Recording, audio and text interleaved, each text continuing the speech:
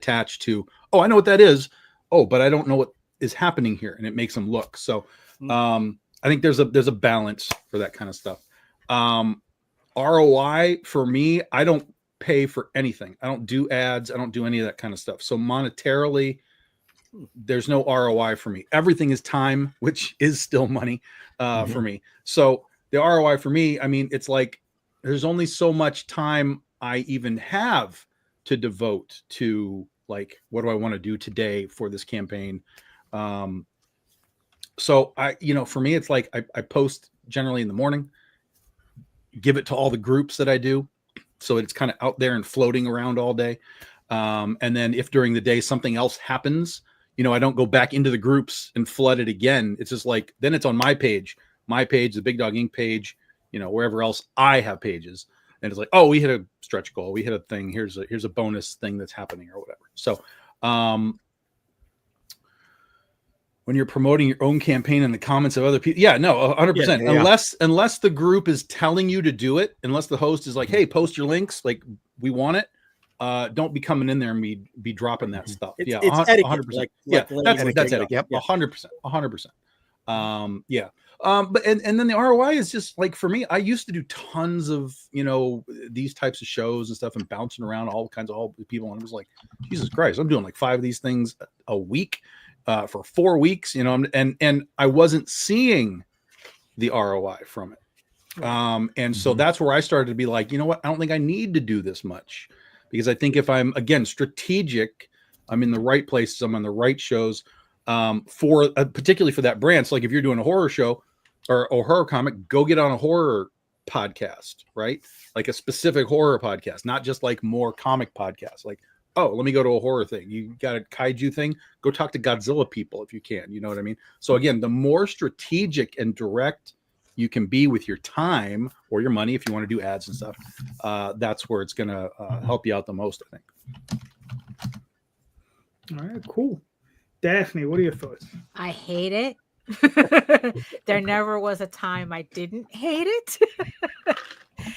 And I hate it even more now. I've gotten to a point where I'm pretty much just marketing to make sure that my regulars know that I'm still putting out books and having a Kickstarter.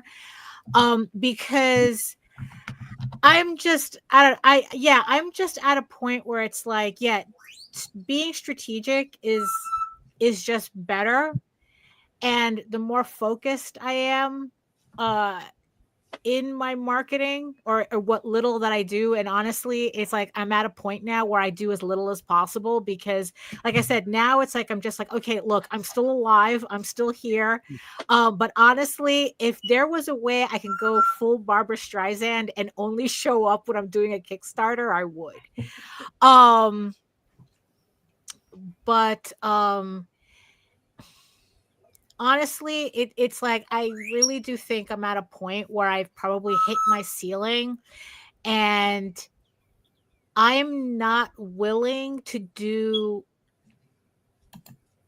much after this to kind of like try to like break through that ceiling, especially since it just feels like like I need like it's actually money that's the problem to push forward proper marketing, rather than, oh, I didn't post here, I didn't post there. I would rather do the work than try to like massage a genre forum into finally allowing me to talk about my book. So it's like for me, it's like I'm just accepting that this is where I'm at, and I'm not interested in doing the extra work to kind of build from there, because like, you know what, I'd rather just finish my book and just call it a day. Just do the Kickstarters and just move on creatively from that. Then I was just watching this video of an author, how she had spent the last month trying to figure out TikTok. And the amount of work that she had to put in to get like barely any traction, it's like, nah, you know what? It's like, no, I'm not going to fight these platforms who it's like they need you to make content for them to benefit, but they will do everything to make sure that you don't benefit. So it's like, you know what? I'm not interested in playing this game. And if it means that my Kickstarters are like, okay, I get like 130, between 130 and 150 people, and that's it.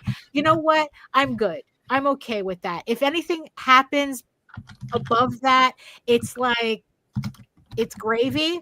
But it's like, you know what? I have way too much work to do, that I would rather put that effort into the actual work than on something as annoying as marketing, and just waste a lot of time with that and try to fight an algorithm that was never built to benefit me to begin with. So I'm okay with that. So Cake's ready. All right, cool. I mean, for myself, I mean, I asked the question because, you know, I mean, I've discussed this with Jay privately. I've discussed it with Daphne privately. And it's like, you know, we've been doing this now for going on 5 years, doing these podcasts, doing these shows, right? And I think all of us at some level or another has hit a ceiling financially on Kickstarter. Okay. So I think, you know, there is room to grow, but it's so incremental, it's not even funny. And then the roller coaster ride you play from campaign to campaign, you know, it eats away at Not that. linear, yeah. Right. So it's like, you know, you're doing 4,000 on one, 3,500 on another, 2,500 on another, 6,000 on another, so on and so forth. You're playing this crazy roller coaster, right? And it's like, how far are we getting? You know, we're doing these shows because, in the truth, the reason I started these shows is because I like talking to other creators. I like talking to all you guys. All you guys are cool people. Mm-hmm. You guys are in my sphere. We're all geeks of the same cut from the same cloth on some level, right? So that's why, you know, I started this, right? Not really to promote, right? And what do they tell you to promote? They say, oh, be personable. I always post stuff up about the books I buy, some random ass toy I get, you know, all that different things. But has it garnered me 10 million people? No. But what does garner you 10 million people? Oh, I'm going to shit post about this person. I'm going to pick a fight with this person. I'm going to, you know, talk garbage about this other person. And then I'm going to do a video about it for 2 hours. Right. And that's what garners you interest, you know, because the algorithm loves controversy and, you know, shit posts. Oh, good. Right. Dude, come on. Jerry Springer is one of the most popular shows of all time because of that very thing, dude. And it sucks. I know it fucking sucks. Right. You understand? And then you have, you know, the obvious thing where it's just like you have creators, they're out there, they say, oh, you should do this. You should just, I personally think it's gotten to a point where these creators say these things just so you engage with them. So that you remember their campaign, so you go pledge to their fucking campaign. That's the one, right? That's the one that stings. The way the memes sting landing. That one. Oh, what do you guys think? It's blah blah blah today. Shut the fuck up. Shut up. Exactly. And it's just and that's the ridiculous part about it. And the thing is, you know, the ROI is, you know, is like, you know, look at all the time we've spent in these shows. If I had put, and listen, I'm not saying I didn't want to do these shows. I want to do these shows because, like I said, I like talking to everybody. But think about it. If we have added all the hours we put into all these shows together and just broke that down to an hourly wage that we normally make, we'd be like, shit. Yeah, of course. We'd have been, what, a couple 100,000 more ahead. Yeah. Right? But, you know, but here we are. You understand? Because we like, you know, like I said, I like all you guys. I like talking to everybody. And I think that's cool. And we want to help promote one another, but there has to be another way. And I feel personally, and this is my thing, is Kickstarter, like I said, there's a ceiling. Now it's time to start looking for other venues to try to like conquer and get into. That's my personal thing for me. You understand? Whether not everybody else, you know, whatever you guys are doing, you know, that's up to you. But I know for myself, I'm like, okay, I've reached here. I'm going to continue to try to climb, but the other places to go. And like I said, that marketing isn't necessarily, I think, best spent on just Kickstarter. I think there are other places to go.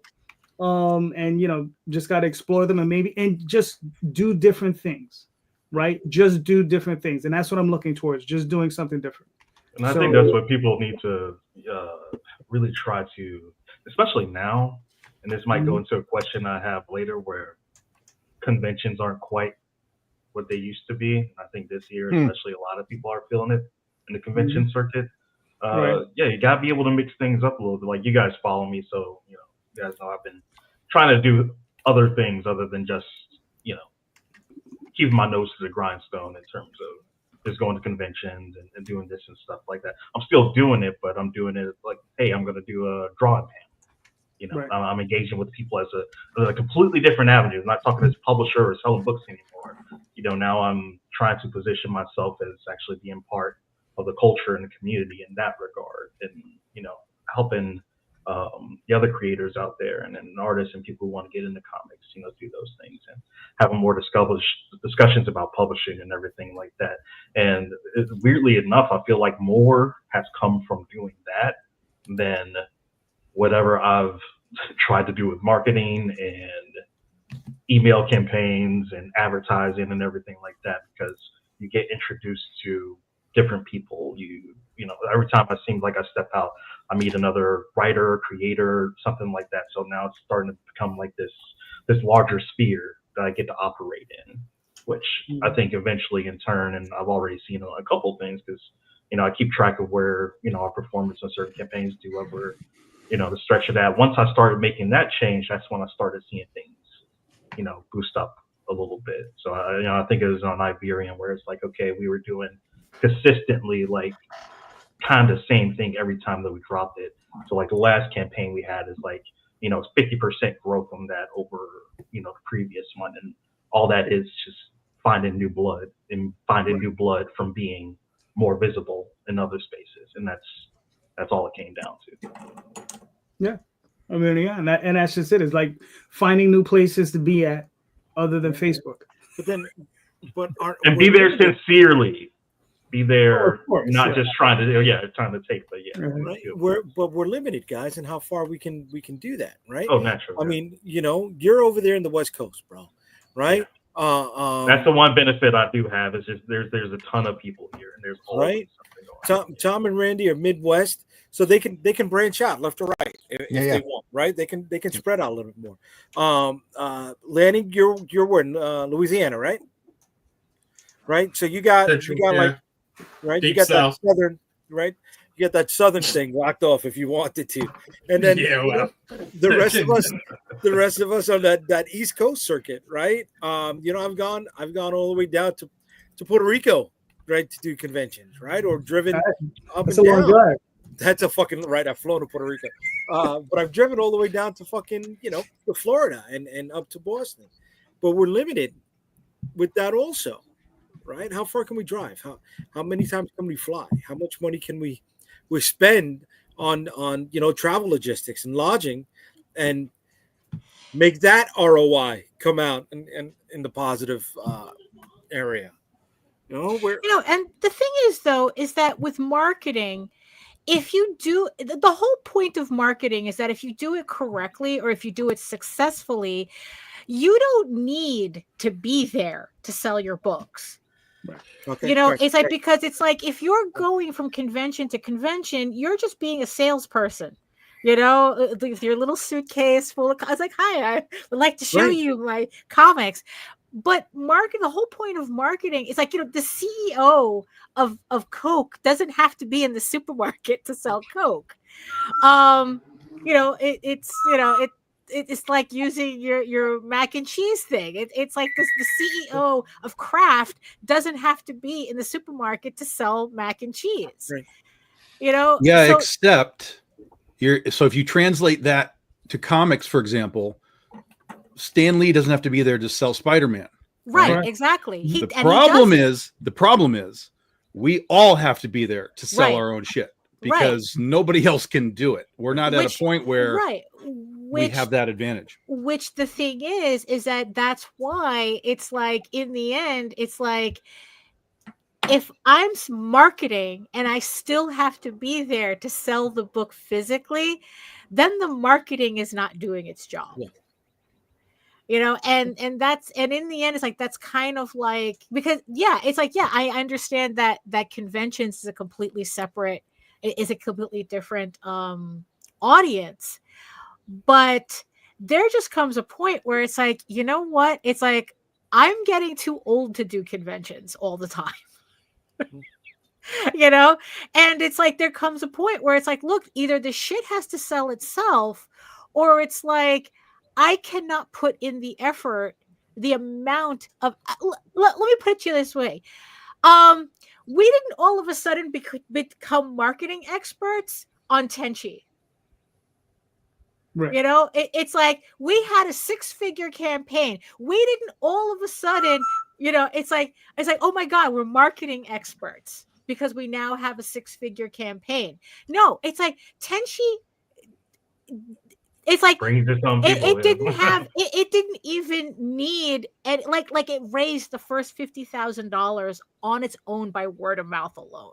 Mm-hmm. You know, and it's like, and I'm like going, because I have to tell you, it's like, that campaign was a complete mind fuck for me, because it's like, I'm like going, you know, there is no planet where I could have gotten like any type of momentum like that on my campaign, no matter what I did on my own. Because in the end, the machine that was needed in order to do those types of numbers, I mean, we just don't have, you know, and that's kind of like, in the end, it's like where I came to the conclusion that it's like, you know what, I'd rather put my energy elsewhere. You know, if it means that my campaigns remain small, I just have to accept that, because the reality of what it actually takes to have these, you know, to be able to do like anything near those types of numbers is, no, we don't have it.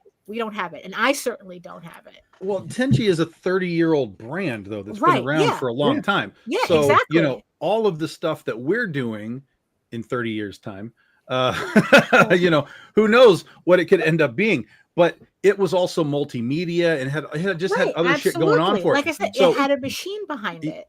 Right. But it has a 30-year machine. Like for me, like, you know, we almost had Legend of Oz sold as a TV show. That would have changed our machine. Right.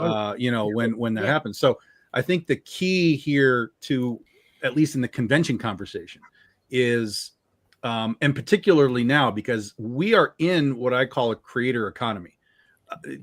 Stuff doesn't sell because of what it is. Stuff sells because there's a name attached to it. Whether it's somebody from Marvel comes to Image and does a book, you know, Scott Snyder and these guys. That's how the stuff is marketed. It's like, oh my God, Scott Snyder's doing a book at Image. That's it. You don't even need to know what it is anymore. It's give me Scott Snyder's book. Right. If Mr. Beast came out with a comic tomorrow, it would be the best-selling comic of all time, without anybody it could be blank pages. But just the fact, I'm curious to see what's happening. You guys heard Post Malone has a comic with Vault?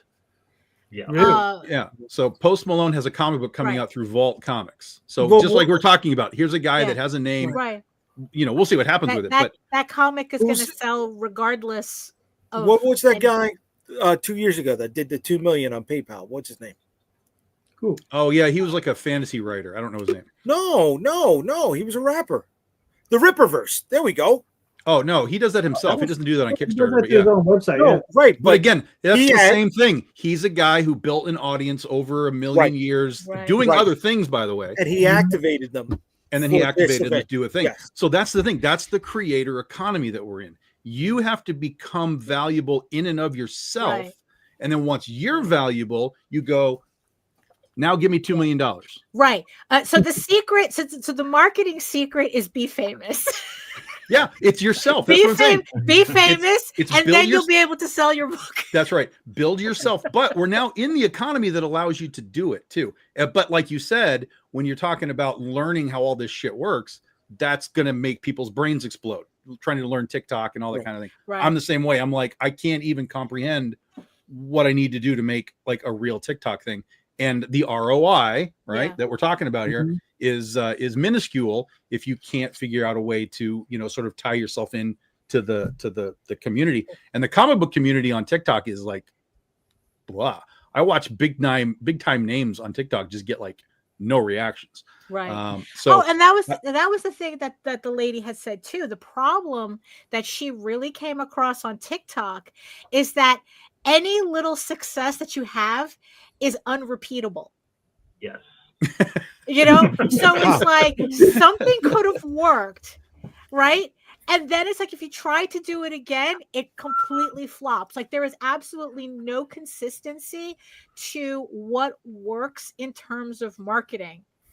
Except And this for is being the same. the things that I go through too, because you guys know, like I do e-commerce and my day Mhm. job, and I'm managing things for like 4 different like companies under the same umbrella, basically at this point in time. And the marketing is a lot of that. Spending on advertising, spending on Amazon ads, TikTok. We had one of our items go viral on TikTok like a few years ago. Went absolutely apeshit. And of course, the first thing the company wants to do is, can we repeat that? We make all this investment into influencers and making videos and things like that and all this content, and never, ever, ever scrapes anything close to what that one organic viral moment did again. You can't repeat it. It's like catching lightning in a bottle.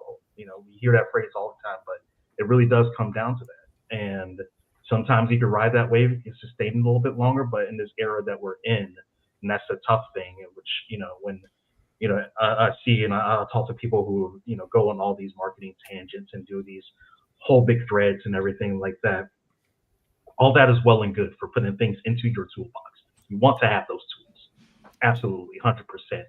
But whether you fucking build like something that can just take off in a rocket ship or it just sputters out, those are usually things that's going to be out of control. You can do absolutely everything right in this space and have 0 effect. So are we spending too much time trying to figure out the machine and not figure out how to build our own content? yes, this is what I'm trying to tell you. Yes. Yeah. Because, and this is what drives me crazy about a lot of shows too. This show is unique because it's built for creators to talk about creating and so on. But there's way too many shows that are just like, hey, Tom's on today and let me show you his Kickstarter. No, stop showing the fucking Kickstarter. Nobody cares. I want to talk to you for 20 minutes. And then the last 10 minutes, we're going to go, Andy's got a Kickstarter. We're going to zip through it in a couple of minutes. If anyone's got a question, hit me up. Otherwise, go look at it yourself. That's the show. It has to be about the people. You can talk about creating, certainly. Where did this come from? What's your inspiration? All that kind of stuff is fine. But you can't just sit there and scroll through Kickstarters endlessly. Nobody cares. It has to be about the people that are making it, where it came from, where did you come from, what's your story to getting into comics, all of that kind of stuff. Why do you like King Kong? What's your connection to it? You have to connect the creator to the consumer, and you don't do that by endlessly scrolling through Kickstarters. You can do a quick little like 1 minute on a Kickstarter and you should be out. That's it. You're done. Right. Again, JD's shows and even Rosario on Friday, they're a little different because we're here to talk about what we're all doing. So this is a little bit different, but so many of these shows should be personality shows and letting people learn who these people are, but all they do is roll through Kickstarters endlessly. So it's so funny too, Tom, thinking about that, because I mean that's how talk shows have been like for forever. Like you don't come on Johnny Carson, he shows the whole movie that you're starring in. No, you shoot this shit. Yeah. Oh my god, I just aged myself a little bit too. You shoot the shit, have some laughs, everything like that. You show Daphne mentioned Barbara Streisand before. Yeah. There you go. Good. Man, that's why I like doing the podcasts that I do, because we look at comics, analyze comics, and then talk about our stuff just sparingly at the beginning, at the end. Hey, I'm doing this, we're doing that, or take a look at this, and then we're out the door. But most of the time, it's Russ, it's Glenn, and it's myself going through some just iconic work and analyzing it, looking at the techniques, looking at the composition, talking about how to make comics, because we love the art form so much. And the stuff that we've looked at, I consider to be just the best of the best stuff that we can find.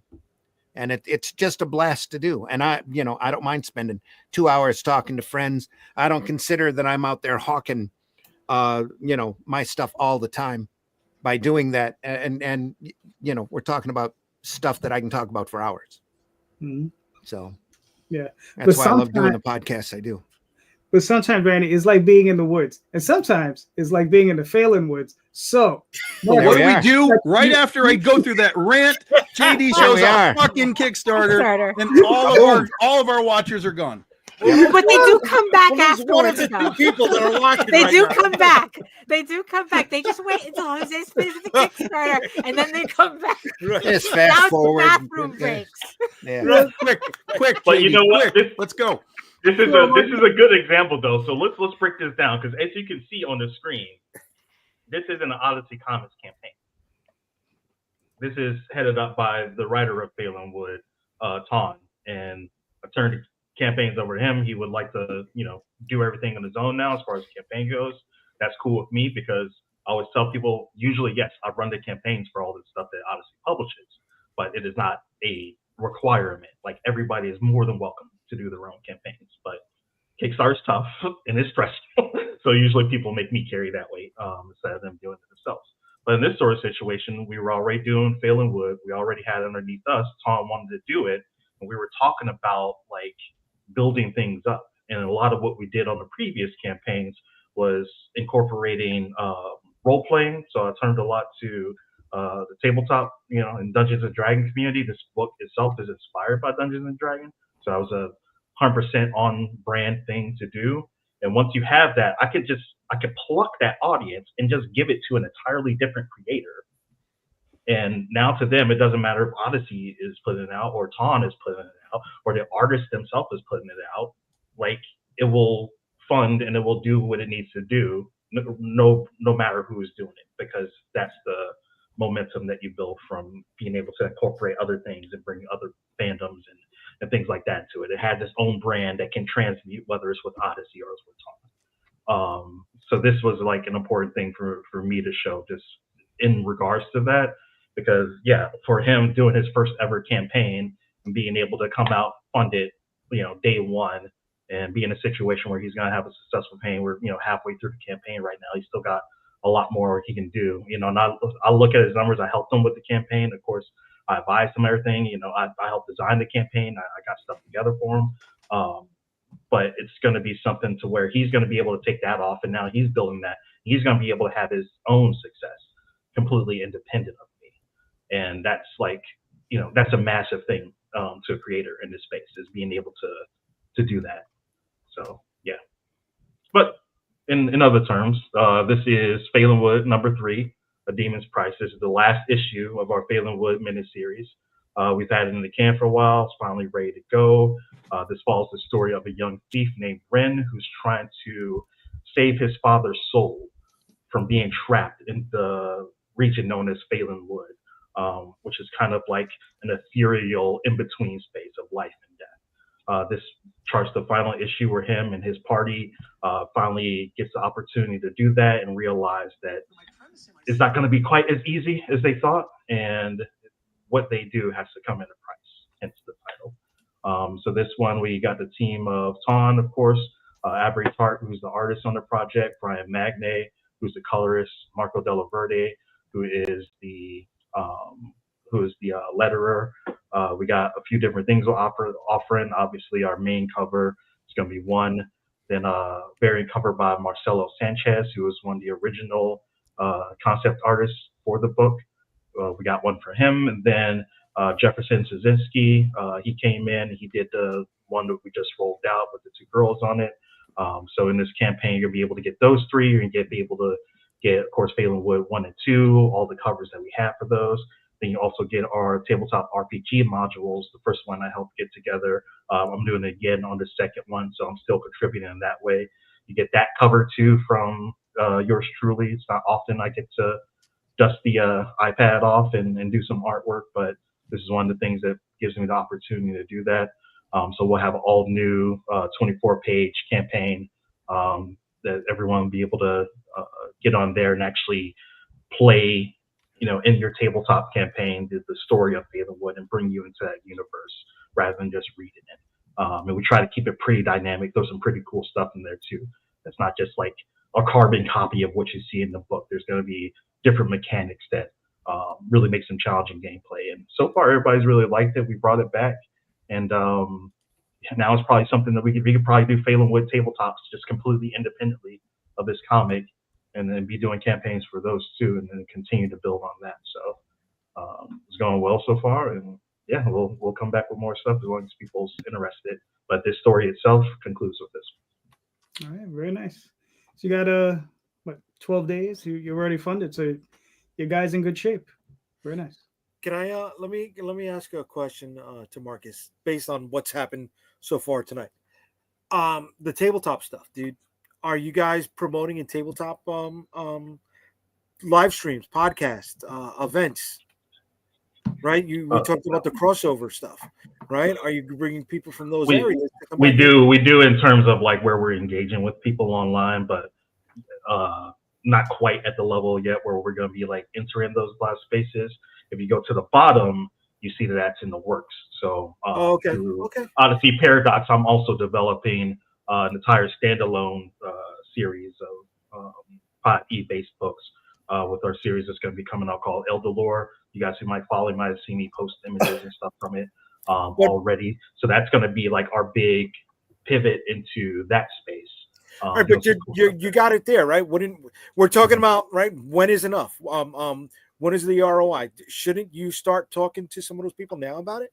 The reason I'm bringing this up, right? Again, based on tonight's thing, and Tom Calderon know from Friday night, I was flip-flopping on going to this event, this toy convention, in a few weeks, right?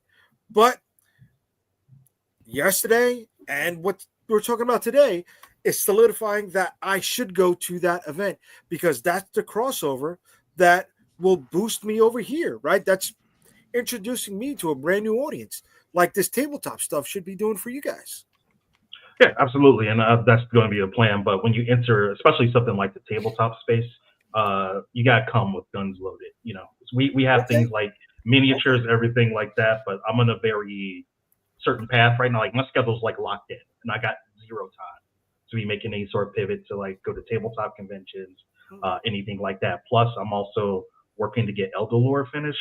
So for me, like right now, not like long-term, but just in this space that we are right now, while the campaign is live, doesn't make a whole lot of sense for me to do that because all my guns are kind of like required to get the things done that we need to get done now. And then when we have Elder Lore and in combination with what we're doing with Phelan Wood, we're going to have all that much more effective of a presence when we do make that pivot. And then I'll be able to also come into those spaces in earnest, like, hey, yeah, we have this comic related thing that we're doing, but we also have this standalone thing that is just tabletop, just gaming. That we're involved with too, and we're building things up to that. Let me bring that then to Daphne, right? Daphne, a few weeks ago, you went to the Adult Furry Convention. Well, right? it wasn't. Yeah, pretty much. That's how I describe it. Yeah. Excuse me, something along those lines, right? Yeah, Monster Erotica Book Con. Okay, all right, right. To scout it out to see if that's something next year you should get down with, right? Yeah. But we already know that somebody like Pat Shan, who tables at the erotica stuff, right? And there's got to be some of that bleed over. He's showing firsthand that it is effective. So shouldn't we be doing more of that stuff? I know a guy who bought a house because he took his Irish comic to a Ren fair. Like, all right, it's right, crazy. Yeah. That, and again, that's the strategic placement of this stuff. Right. If you can activate that crowd, if you've got the right thing, they will go bananas for it. Well, you see, because this is the thing too, because it's like I'm already tangentially in that space. Okay. I just didn't know it existed until I saw this convention. Now, mind you, it's not a comic book convention; it's a book convention. So these are novels that these are novelists at this place. But what made this convention different was how heavily they work with artists. Okay. It's not so that is something that I'm looking into because I'm already tangentially doing work like that. Just adapt your stuff into novels. Right. Well, There you go. I'm not a. I am writing novels. There you go. know, it's like it's not even. Yeah, it's like so. But also, it's a very specific type of novel that these women are into. So but the thing is though is that it's not just about me just like, oh, I'll just buy a table next year and come with whatever I have, because it is a very specific market. And I'm already kind of like dipping my toes in it, it still requires me to prepare Okay. actual product for it. Uh-huh. It's not like I can just show up with what I have already. There's Right, very exactly what I was specific things that these people like, Mm. that I would have to create specifically for. Now, the thing is that I have to ask myself is that, considering the whole thing with marketing, is that my time is limited. So, Right. how much of that work am I willing to do to cater to that market in the hopes that I can actually convert that audience into, towards my books? Because okay, the like the GI Joe convention. Now, Yeah. the fact that you had said that you were kind of on the were you on the fence with it, where it's like you were kind of 100. think I was off the fence. I was off the Right. fence because of the whole tariff situation. right Right. I now? mean, I was Right. off. Yeah. Right. Right. Guys, hold on, because we got way into the weeds and I just Well, wanna we're talking make sure- about marketing, but Yeah, okay. No, I know all that, right. I know that, but I'm just saying, but at the moment, it's gone into a private conversation between two Ah. people, right? We got a lot of other people involved. Okay. So Oh, I was wanna- going to ask you something though. No, I know, but I have something to ask myself and see Michael Lanning, because we have our own campaign. It's called Magic. Oh God, not this again. Right. So here we Worst go. show I am ever. busy making memes to post this. Right now. So we have issues 1 and 2 of Magi's Grace available. We have a nice cover here by Art Voyager. We have an awesome cover by Mr. Lanning himself. Right. We have another cover by Chompy. We have a bunch of other covers by a bunch of other great people. Pablo Verdugo Munoz, Lena Oh, Dye. I didn't know you got that guy. He's good. Who? Pablo Verdugo Munoz. Yeah. I got. Yeah. Yeah, because he's working for Mendoza, right? Mendoza. Yeah. I've been stalking Pablo for years. Yeah. Long before he's been in this circle. So Yeah. so I just finally saw the opportunity. I actually spoke to him. I got a couple of covers out. He's a really cool dude. Well, great. Yeah. I met yeah. him at the con. He was he's very cool. Yeah. Yeah, nice guy. But yeah, so I go like it. check it out. And look, that's the end of that for now. All right, go buy a book. Daphne, ask you a question. Okay, you know what? So let me continue the thought here. Sticking with marketing, consider it. Uh-huh. Okay. What common advice did you all follow uncritically until you thought about it? And do you still follow it after thinking about it? Repeat it again, please. I want to make sure I got What what you're common advice in Uh-huh. marketing, in comic book marketing, saying. Uh-huh. did you follow blindly without thinking about it until you thought about it? And do you still follow it after thinking about what that advice actually was? All right, Marcus, you're up.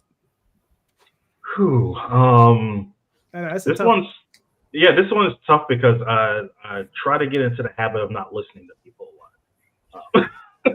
Unless there's like somebody I would like, usually of course I'm here and I'm among you guys, I always listen to, advice you give or tips and things like that. But I'm talking about, free unsolicited like advice from like strangers and things like that. I think probably one of the biggest sort of things that I really did was, I think, last year and like sort of the year before that, when, things were sort of trending in like a certain direction for me of, letting other people get in my head and sort of say like, oh, I should be doing this, should be doing more stuff. I should be, positioning, myself into growth. Try to be the next this publisher, to be the next that publisher. And we just kind of like, oh yeah, if it's working out and everything that we're doing seems to have an audience one way or another, and there's a certain quality that our books have that people, let's make that pivot, let's go for it. And I didn't ever stop to think like, is that what I wanted? Is that what I got into this space for, and is that what I created Odyssey for? To be that? And the answer was no. I don't give a flying fuck about being the next boom or image or anything like that. I'm trying to make cool shit in the here and now with cool people, and see what works and get some things done, and get things done that we're passionate about and that we enjoy. And that's what's first and foremost. If we're making a whole bunch of money doing it, obviously awesome. If we're just scraping by with what we need for every single campaign that we do, awesome too. I'm happy either way. So yeah, I stopped chasing that dangling carrot in front of me, or that people made me believe and hallucinate that was in front of me, and started doing things as I wanted to do it and I see fit. And I made that decision that things may come where they may for me personally as a professional and as a creator and person in this comic space, but what I'm doing as far as publishing is to stay small. And the fact that stay small as long as I can. If success and large success comes as a result of that, that's cool. I might decide to just paw things off to somebody else at that point in time and cash up and walk away, because that's not what I'm signing up for. I don't want another large overbearing thing on my life. I got enough of that going on. I mean, if it's enough to take over like my day job and salary and everything like that, cool. But yeah, I'm not chasing any certain markers of success. I have no expectations in this business, in this community. Everything that I come out with, I'm looking at it as a new thing and a new opportunity. So yeah, I'm not gonna listen to anyone anymore, and definitely had that moment for myself where I decided like, yeah, I don't want to be a person trying to come into this space, and we know the names of the publishers that did those same things, and we know where a lot of them are at right now. So I will not be another tombstone in that graveyard trying to reach for that same brass ring. Yeah. All right, cool. Jay, what are you thinking? Yeah. So the advice that I had been given was never print in bulk, right? That was the Holy advice. shit. Motherfuckers are stupid, and they always gonna be stupid. I'm sorry, Jay. No, hold on. See, all right. So this is my thing, right? Everybody has their thing. Everybody has their thing. This is my thing, right? Oh, so never print in bulk. Okay. And I did. And I did the fucking the print on demand stuff, right? And I would only print it up maybe 100, 150 copies. And whenever I had to do a convention, I had to go and print up another set. I had to come out of pocket again. I had to waste time. I had to make sure that all my files were correct. I had to make sure that I adapted to this new printer's procedure, because the last printer that I used went out of fucking business. All right. So I wasted time. I lost money. Yeah. Am I printed up in bulk? Am I sitting on some of that shit? Fuck yeah. I'm not going to say I'm not. Right. But you know what I also have? I also got a trunk full of copies that I didn't pay for. They were covered in my Kickstarter. So now when somebody wants a business card, well, you know what? Here's my dick. I just show you this book and that book and this book and that book and this book and that book and this book and that book. I don't got to show you a business card. This is what I do. How many dicks do you have? I got a lot of dicks. All right. I'm one big one. A whole trunk full of dicks. I got a whole trunk.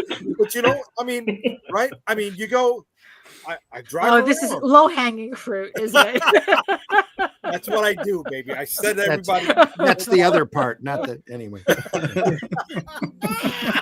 Yeah, right. But that's how I introduce myself, right? And where some people would wonder, they think I'm doing some fanzine, some ash can, right? That I printed it off of the home computer, and they see the professional finish on it.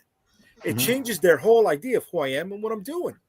It does. It's expanding my credibility outside of the comic book world, because if it happened here, I mean, it'd be a different story. But it's going to sound stupid to people. You could go to this mom and pop ice cream shop over in Main Street, Queens, where they've got classic album covers and different cereals from yesterday.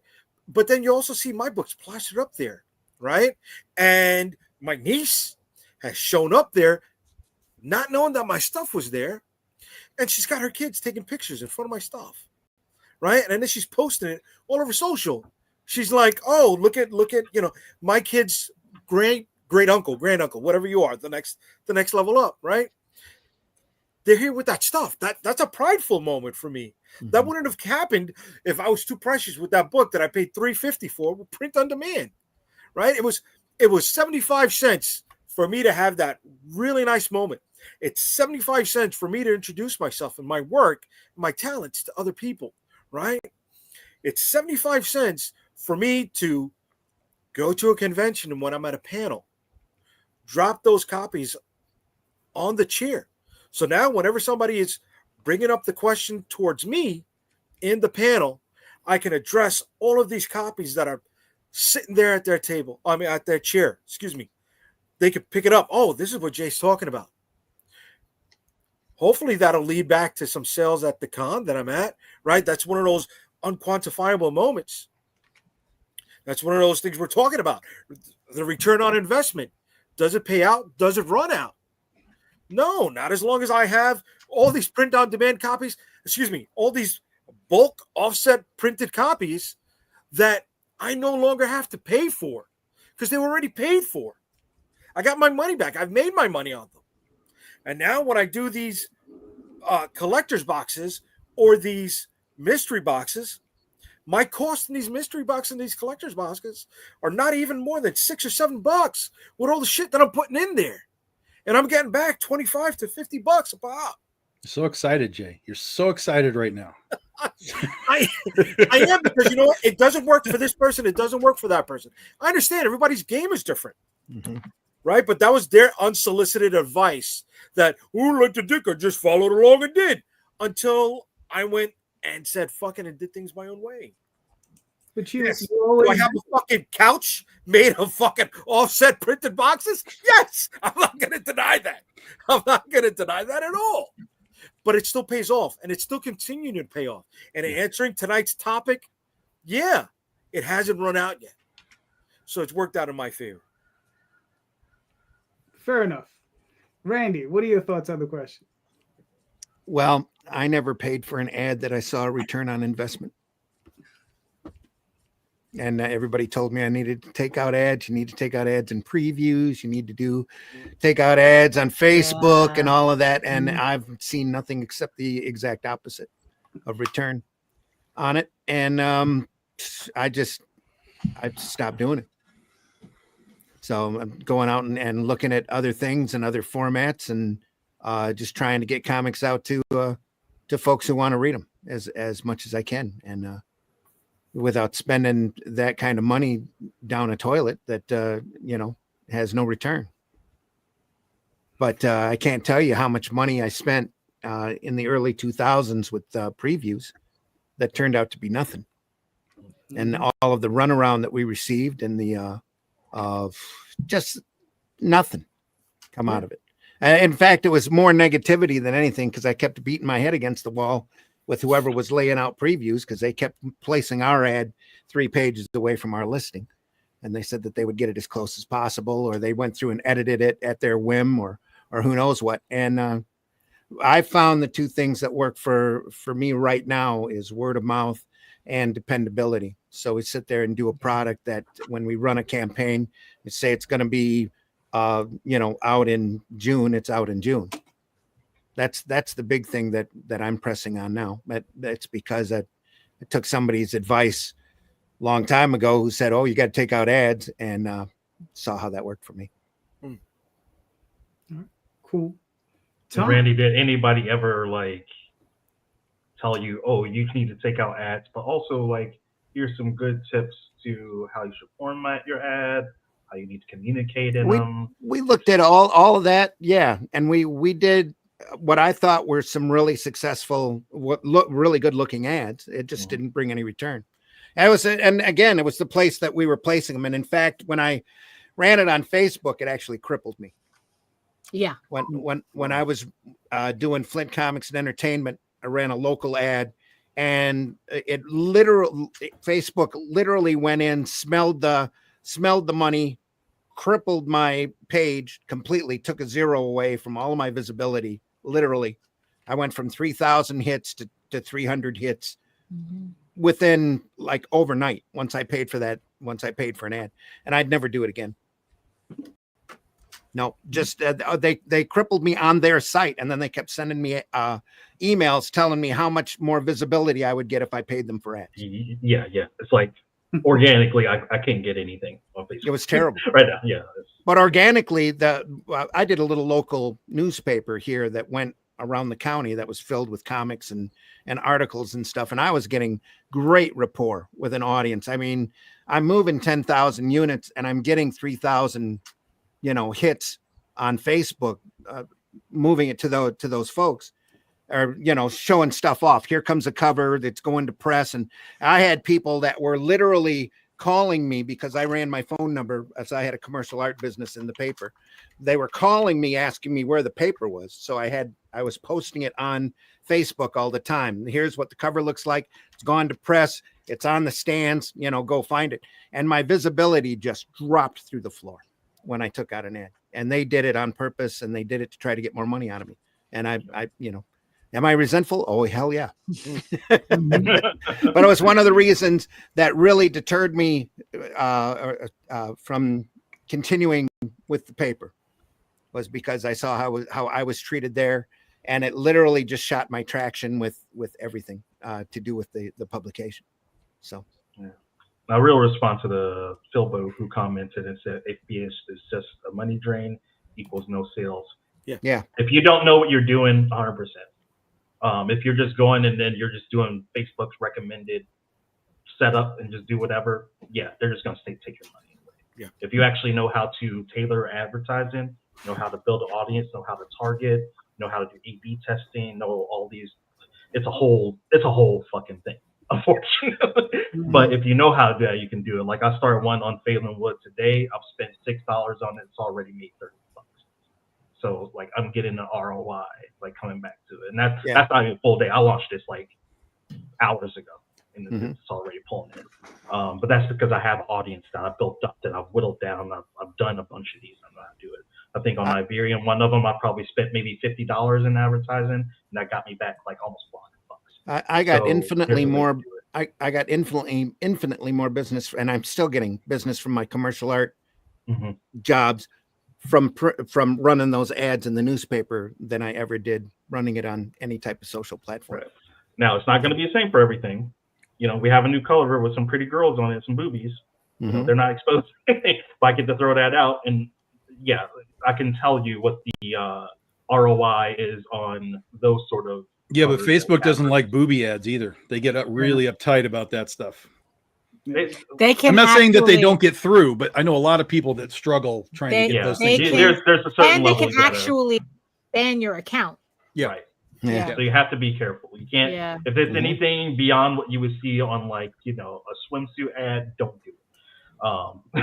It's just not worth the potential collapse that comes as a result of that. Yeah, we had a really good community. Thing. It's not going to be good for everything. We had a really good community running on that page until I took out an ad. Shit. Yeah. So, Tom, what are your thoughts on the question? So, I'm trying to think about when I was ever given advice. This is going to sound really weird, but it doesn't have to be specific. Like you were given advice, that you heard something that you thought was good advice that you kind of like uncritically took. Yeah, but until you realize like, oh wait. I honestly don't think, in the context of marketing, I don't think I have ever put myself into a position for somebody to tell me, do it this way.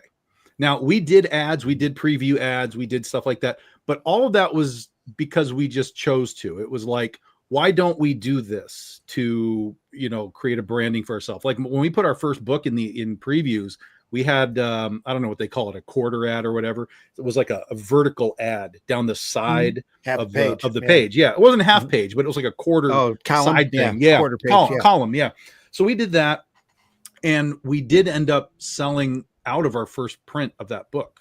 And we did ads semi-regularly in previews throughout our 4 years there before we went over to Aspen.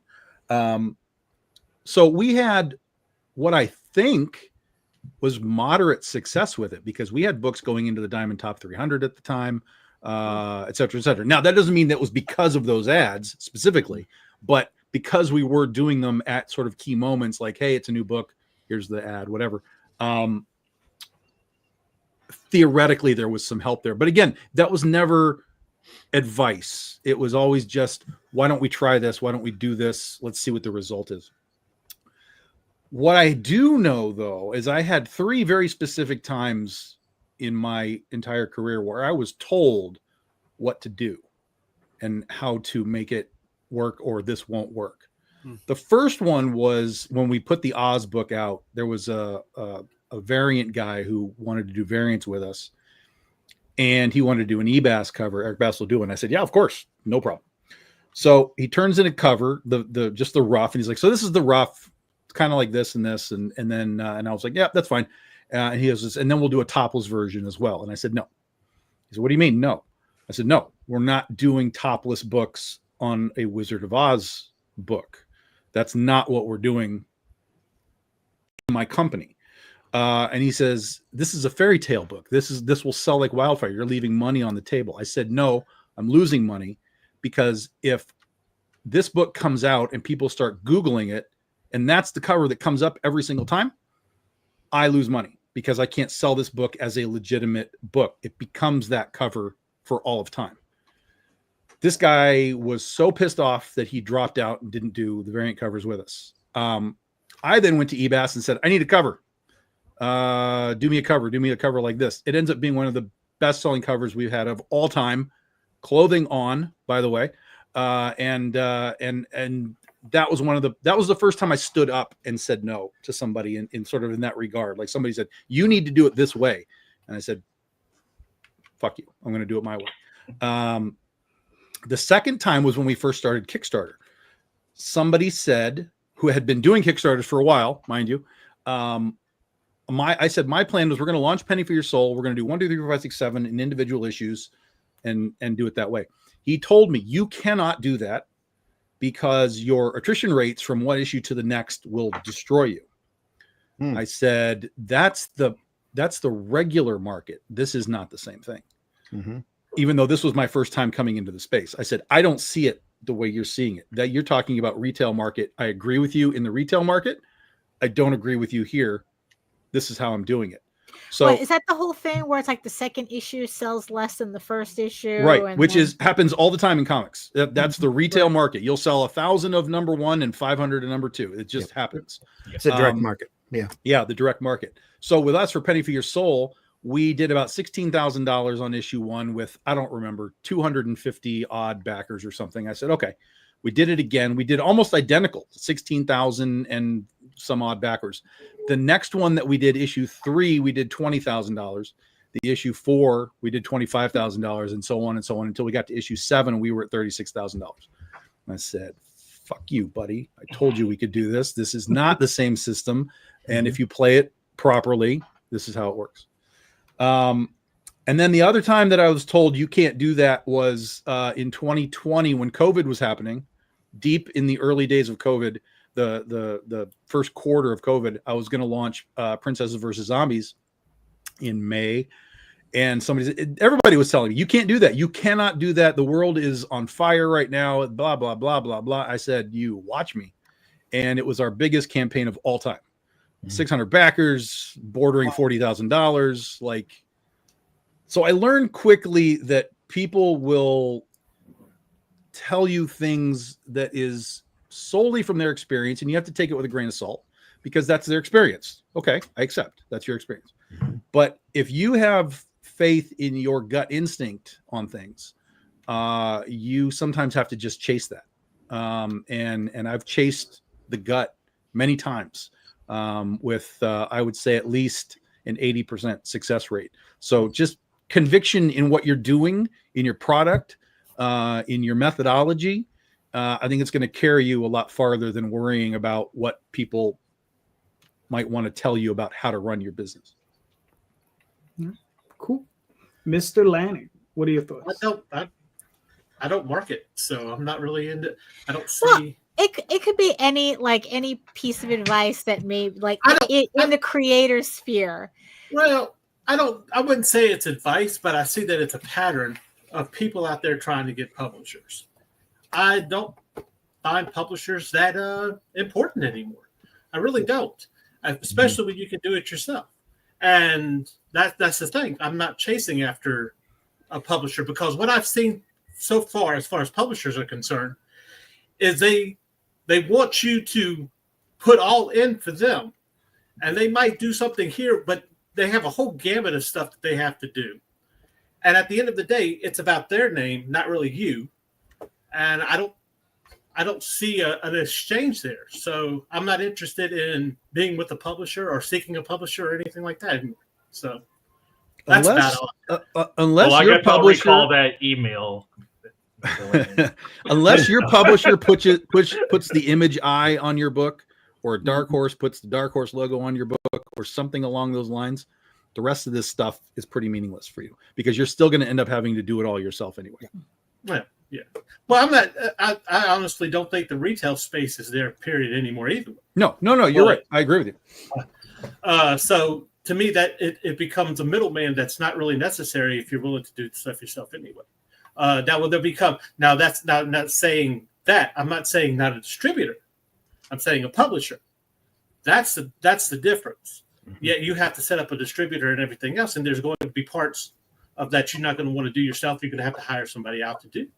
But as far as I have seen, and this is no offense to anybody here, but what I have seen, and Marcus mentioned this earlier about some of these publishers that we've seen.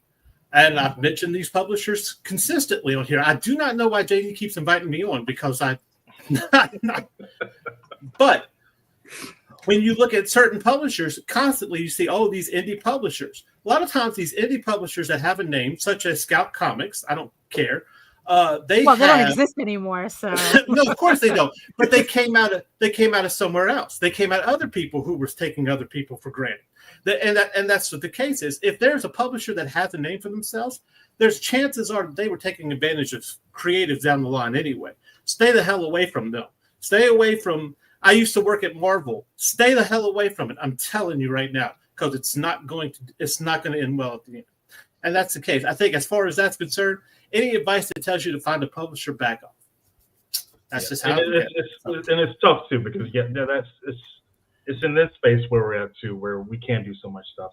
And when I get pitches and I get submissions, and we get a lot of them, and I go through a lot, and as I'm having advanced discussions, we are just talking to a creator the other day about this, and I asked him, like, have you tried taking this to Image? Have you tried taking it to Dark Horse? Not like, being shitty. I honestly think it's that good that if I was an editor at one of those places, I would have taken that book. And, right. Tried to get it greenlit. And, he was telling me experience, doing all that. And then he was asking me how I do things. I was like, if someone basically in this space and where we are now, for me, like I was saying before, I will run the campaigns for the creators. Like, I don't take money from the creators. I'll get their variant covers for them. I'll get their ISBNs. I'll get their books set up. I'll get all their stuff printed.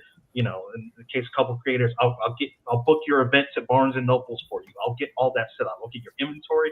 I'll get your fucking banners. Whatever I need to do to be a partner with you in that respect, I'll take it on. But you're gonna get that at basically nobody else.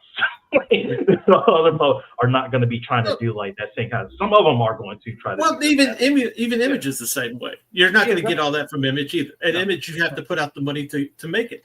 But the thing about the best kept secret about Image and Dark Horse and all of those is I don't give a crap how good your freaking independent book is. You can send it to them all day long. If you don't have a credit with somebody bigger beforehand, you send it to them, it's not going to get past the first thing. That slush pile phase that every publisher has or whatever, you got to get through one person that might like your book. You got to appeal to that one person. Why am I going to bother trying to appeal to one person to get to that slush pile when I can appeal to audience out here that I'm looking for. I gotta appeal. Let's say you do a superhero book. I gotta appeal to the one guy that hates superhero books just to get past that slush pile. No, and that was a long time ago when I was a writer. I got over that shit too. It's like I've got, oh, this is really good, but it's a little bit too descriptive for my taste, for your taste, but not necessarily the people on the other side of that, not necessarily the people that read. You could read the same thing next month in a publication that has the same type of description or even more description, but somehow that person got through. And that's the problem that I have with publishers is trying to appeal to one person just to get through. And that's the deal. And for what? For a minimum returns. It blew my mind when I talked to an image creator about how he needed to order more books to get out there to put on Amazon and stuff. And I'm like, well, wait a minute. You work for Image or Image or whatever is your publisher, but you're putting all this out. Then what the fuck is the point of having Image except for you just want the name? It's just the name. And then you're not even selling that well. Mm-hmm. There is a small handful of Image books that actually sell well. And just like Tom said, it comes down to, the Snyder book, the whatever, whoever, blah, blah, blah. Because usually those people are found out through books like, say, like Batman or whatever the case. That look, even like you take all the chumps from freaking Image, okay? These guys started off on other books. They weren't selling books because they were good. We know they were horrible writers. They all were. But it was because they were already known and established on established characters. And so unless you want to spend time and years trying to break in writing for somebody else, there's no point in trying to go for a publisher. Just do the shit yourself. It's open up enough to do it. That's how I'm seeing it. There you go. All right. Fair enough. Fair enough. For myself, I think the one thing that I had one publisher tell me was he told me I should change the Oswald Chronicles title. He told me I should change this to like OZ or something, and I was like, yeah, this is the end of this conversation. Go fuck yourself, and I just kept it moving. And that guy is living his best life in obscurity, and I'm doing what I got to do, right? So I think that's pretty much it. I mean, like, I don't know. There's been various points where people have given me advice, and it's been a lot of ignoring it. So, I do a lot of that. So it's just like Jay, I travel to the beat of my own drummer, right? And I follow my own advice a lot of the time. Not always right, but it works for me, So, yeah. I think one of the things people forget about those bigger companies, right, is a lot of them, unless they're the top tier, still have other jobs. They're teachers. They are real estate agents, right? They are, selling advertising. Mm-hmm. Some of those who were in the heyday of the 90s and in the early 2000s, not even working in comic books anymore, right? And these are the seats that so many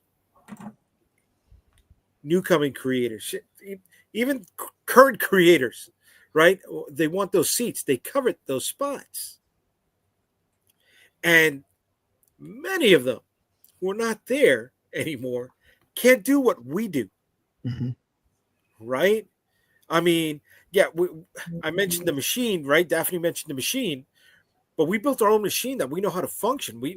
We cover a lot of fucking aspects over here. That's so many of them, whether they're writer, artists, editors, they can't do. So, so many new creators need to take pride in that. We are very well-rounded. Oh, yes, we are. Exactly. All the places that matter. Yes. Fucking love you, Red. That's not a beer belly. That's an artist hump right there. The artist hump is up here. Well, that too. I'll go with the first one. So, Daphne, answer your question. Well, the one thing that I kept hearing that I was very uncritical about until I actually did it was if you really want to make money on Kickstarter, you have to do a not safe for work project. You know, it's like those are the books that make money on Kickstarter. You know, if you make a not safe for work book, you know, you're golden. So I did.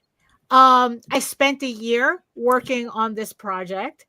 And I even took some ideas from Tom, where I made the book 16 pages. You know, so and you know, and it's like, and it took me a year to do this project from beginning to end. Literally, it was almost like I launched the campaign almost a week to the day that I actually got the idea to do this. And what I learned is that, well, I've always kind of suspected this anyway, as someone who has done a lot of not safe for work stuff in the past, but or even currently, is that just because you're doing a not safe for work book doesn't mean anything. You still have to put the same amount of effort into creating that book, into marketing that book, as if you were doing your regular book. And even though this project, and I don't regret it at all. Even though this project did make good money on a 16-page book, in the end, I felt the effort wasn't worth what the advice was trying to tell. Like the difference in money that I made on that project, as opposed to like if I had just done another issue of Eagle Raven, it's like it really wasn't that big of a spread that was like, oh, they're right, I gotta continue doing this. It was more like, oh. It was very anticlimactic. Even though it's like I said, even though like I made like, I don't know, like $8,000 on a 16-page book. Actually, it was in the end a regular size, because it was 2 issues. It was a 16-page book and then an 8-page book.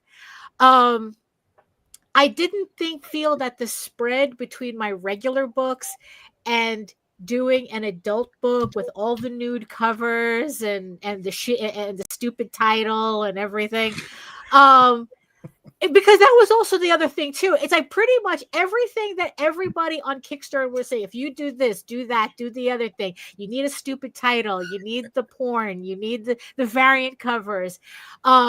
It's like everything that I heard I put into this campaign, and in the end the difference I thought was minimal to my regular books, because in the end I still needed to promote the books and get the book out, and it's not like I had like, oh, like these particular artists working on the covers. I did everything myself. So for those of you who think that, oh, just do a not safe for work book and oh, it's easy money, no, it's not easy money. You know, it's like doing these types of books is just as much effort, if not more, because now you have the hurdles in the restrictions that come with selling a not safe for work book. Because I had a hell of a time trying to even do what little marketing I could, because most people couldn't even post the link. If they posted the link, Facebook flagged them for pornography. So my marketing was very limited because of that. So after that project, it's like no, it's not easier to do a not safe for work book. And it's like anybody who says that it's like, oh, that's easy money, probably has never done one before. You know, and they're just saying that because they see, you know, I don't know. It's like they see what makes kind of money on Kickstarter. Then it's like, look, even if you were to look at all the Not Safe for Work campaigns that on Kickstarter, again, the spread is really not that much. You know, there's just as many Not Safe for Work books making $3,000. You know, if not, they're more likely to make $3,000 as they are to make $10,000. It's just like saying OnlyFans. You should just go do OnlyFans, yeah, Daphne. You'll sure, make $1 yeah. million. Right, No, that's yeah. like the top 1%, and everyone else makes like $500 a month. You know. Right. Yeah, exactly. It's like, yeah, it's like, and you know what? And this was something that, like, I've always had, like, people say, it's like, oh, just do porn. It's easy. Just do porn. It's easy. And it's like, no, it's not easy. It's the same effort as everything else. You're just doing porn. It's and that's in the end what I also learned from the Monsterotica BookCon. That it's like, yeah, I could do this, but you know, it's like I'm competing with very established artists who have relationships with these authors, and I'm starting from zero. Me coming in with, you know, hot guy porn isn't going to guarantee anything for me at that convention. So it's, yeah, so it's like, so in the end, what I learned from this is that, like I said, is even though I don't regret doing that whole experiment, I love the book, I love everything that came out of that campaign that I did for that. In the end, what that taught me is that I just need to focus on what I should be doing and not worrying about all this gimmick shit that everybody thinks is your get rich quick scheme. And just look, let me just finish what I'm doing. And then if I feel like doing another Not Safe for Work book, I'll do that. But later, you know? But I just really need to focus on what I'm doing now. Because like I said, the spread wasn't enough for me to go, I should do another one. It's like, no, it's just like, I should have done another issue of Eager Raven. The regular issue, you know. But so so that was the advice that I took uncritically. But is that more regret from just not working on the stuff you really wanted to work on? Well, no, because in the end, I did like the book that came out of this whole experiment. So I don't regret that. Mm-hmm. But, you know, but like I said, it's like in the end, this is how I had to learn that the advice was bullshit. Right. But let's say if the campaign Jose's just salty that I made $8,000 on a 16 page book. Well, sure. Calling you out, kid. She's calling you out. Well, but the thing is, though, she wanted to make $10,000. If you had made $10,000, would it have flipped your opinion? I would have put out probably another book faster. Okay. All right. You see, because that was also the whole point of the experiment. But then if that second book had only made $10,500, how would you have felt that? Well, the whole point was to get above 10,000. Okay, but I'm saying if you got that second book, and let's say it only made 10,000, again, would that still have been okay with you? Or would you have been okay with that? Then we're talking about, like, hypothetically two $10,000 campaigns. Yeah, I think so. You can say that now, right? Because I guarantee you would have been saying I would have probably wanted to make 15,000. Am I the only guy in the panel that hasn't broken 5 figures on a campaign? Shut up. Yes.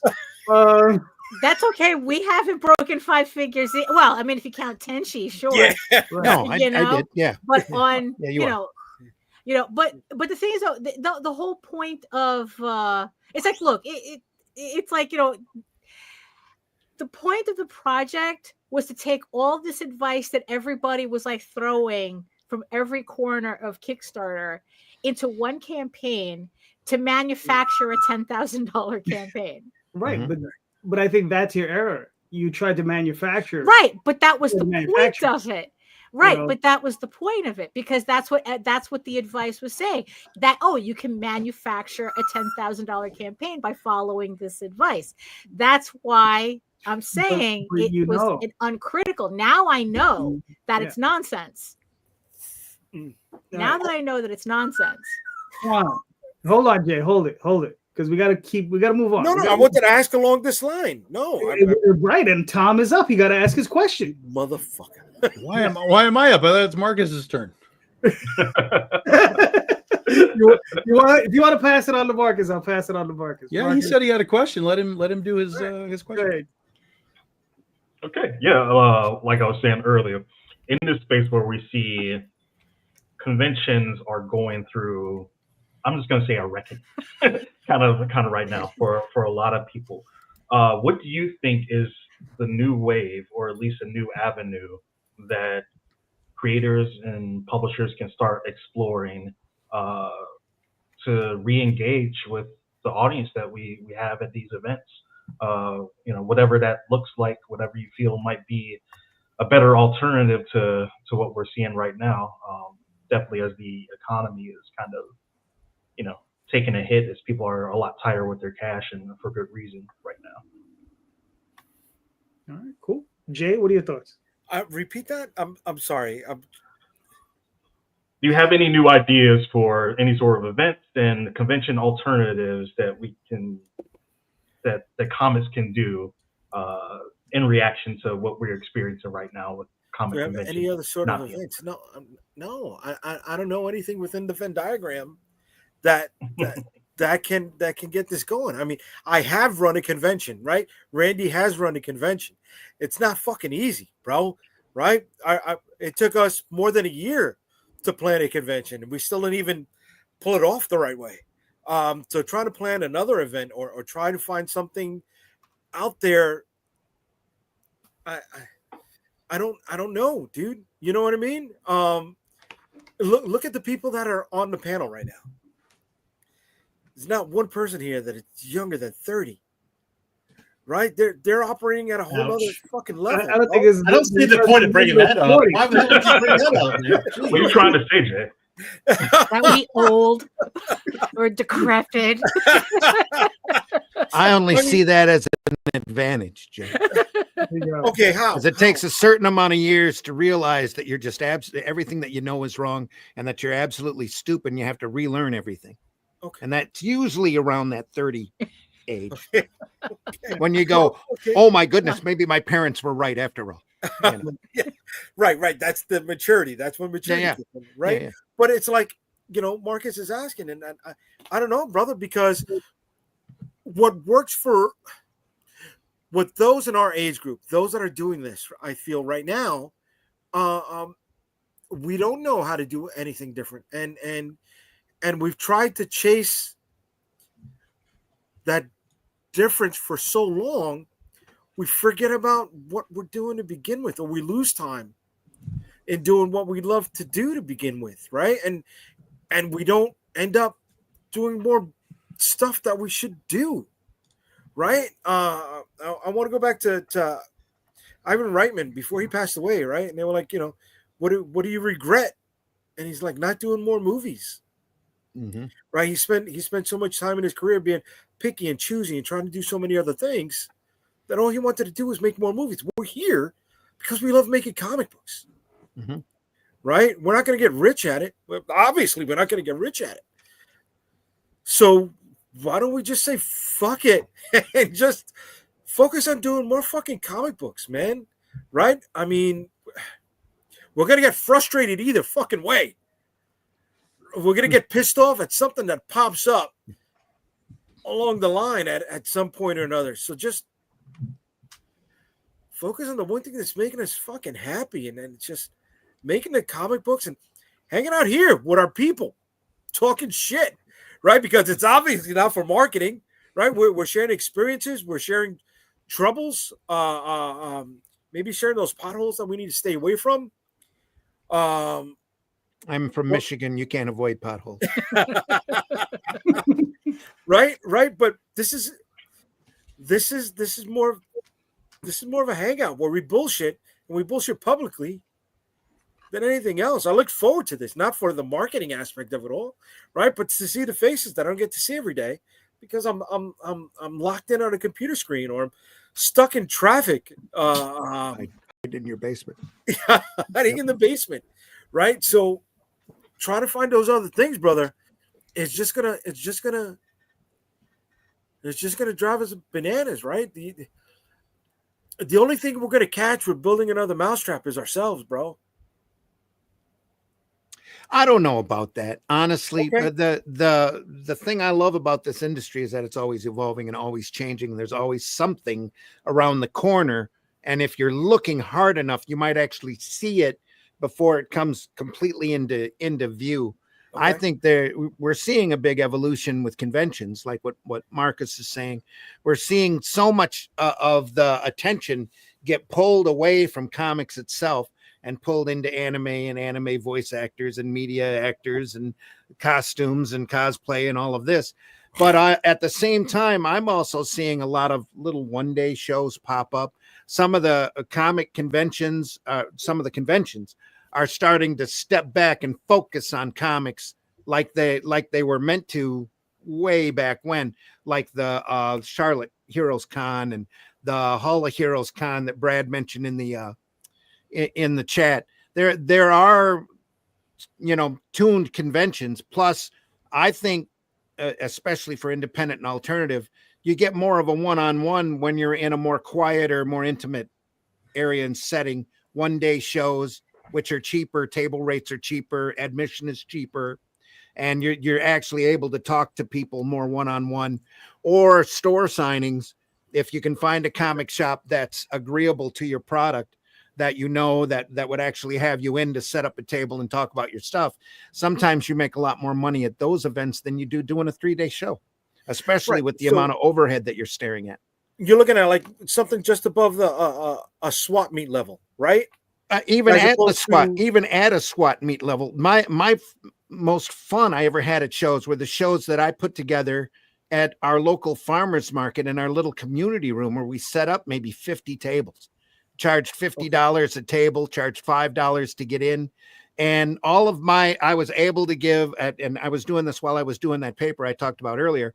Anybody that worked on the paper got a free table, to show off their stuff, and that everybody was happy. There was a $5 admission fee. You got to come in and actually see people whose work that you had seen out there. So, like, for example, Matt Fazell, who does Cynical Man. And if you don't know who Matt is, Matt's a genius with stick figures, and Cynical Man's worth your time to look up. I printed Matt ever since he'd allow me to print in the paper. He'd show up at all the shows, and he'd have a huge amount of people show up that he wouldn't normally catch at a larger show, stopping in and going, "Hey, I seen your Cynical Man in the paper. Your stuff's great. Let me buy your books." And it's that kind of an intimacy, one-on-one type thing. And I love that paper. I would still do that paper to this day if it was profitable. But there's got to be other ways of getting the art form and comics out there in front of people that don't involve a 3-day spectacle with cosplay arguments going on and safe spaces having to be made and all Bruce of this. Leroy, who shows up at every event. Right? Pardon? And having Leroy? like Bruce Leroy. Bruce Leroy. Yeah, what's his name? Timac. He shows up at almost Oh, every from event. The Last Dragon. Yeah. That must be a regional thing. Yeah. Right. Oh yeah. Oh, you mean as a guest? Yeah. Yeah, I can't say that. I haven't seen him anyway. Yeah, I haven't either. Probably just East Coast thing. It must be. Yeah. But yeah, there's and the sad thing is when you go and you look at that, everything all comes back to comics. Cosplay, even the anime voice actors and all manga and all of that all comes back to this art form and comics. And we need to look, I think, for a way to instill that back into the and mainstream's a bad word and can be taken wrong, but we need to find a way to get the populace out there back into reading comics again, instead of having to fight to write or to read right to left and read anime. Okay. It doesn't surprise me, but dismays me that there aren't more great comics out there being looked at, and that might all tie back into marketing, but there's some really good quality material coming out, better quality now than what was coming out 10, 15 years ago, that very few people are even looking at or paying attention to. And it's a sad thing when it comes to independent and alternative comics, especially. All right, cool. Mr. Lanning, what are your thoughts? I'm not I don't know why you put me on the spot all the time. Look, I'm not a convention person. I've made that very clear. But I will have to, I kind of echo Randy on this. I wouldn't even bother with the big conventions anymore. I really wouldn't. I think it works for Jay because you're kind of known in the New York setting now, right? Because you do pretty well, right? I do. But but I think the best thing to do is, as far as getting Anycon to work for you, like shout out to Rob Maltari. I know he kind of has an audience that he's built that comes and sees him. Mhm. So I think that's what the most important thing is of anything that you do as far as a convention is to find time to find the audience, to build the audience, because then you'll be successful at a convention. Somebody was just recently at one of the Michigan conventions, and Rob was there, and Rob was doing great. The other guy wasn't doing so great. And it's simply, of course, Rob's been around for a while. He's built his audience, and I think that's what it comes down to as far as those conventions are concerned. You want people there that are going to come there to see you. Half the time, most, like 90% of them are there to see the Hobbits or Lou Ferrigno or whatever. I'm trying to get somebody to just like you're right. Bruce You're Leroy, but yeah, Mhm. so that so that's what it comes down to is those big conventions are now. That's Hollywood, man. Hollywood's got it. It's got it by the balls. You get there. They barely have it anymore in a lot of respects. There you go. Absolutely. Yep. So it can be done, but it can't be done by just continually going to a convention. It's got to be done outside of the conventions in order for a convention to be fruitful for you, I guess is what I'm saying. Do you mean marketing? Yes, but no, to in the same extent. I got scream like Pee Wee's Playhouse right there.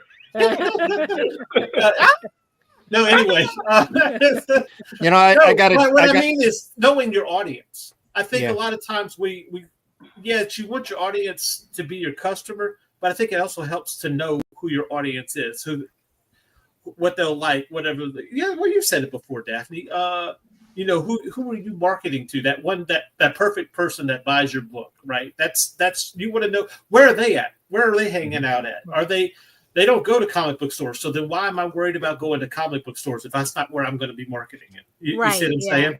Yeah. You had the Pumpkin Planet that came out about a year ago, right? Is that the name of it, Marcus? Yeah, Planet Pumpkin. Planet Pumpkin, right?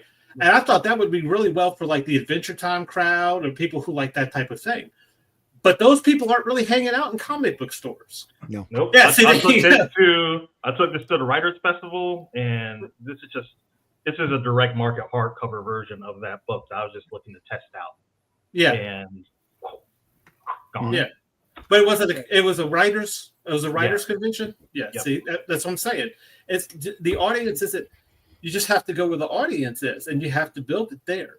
That's where it comes down to. The bad thing about that is trying to find out where they're at, especially if you're over 30, like Rosario likes to remind everybody here. And so it becomes a little bit harder.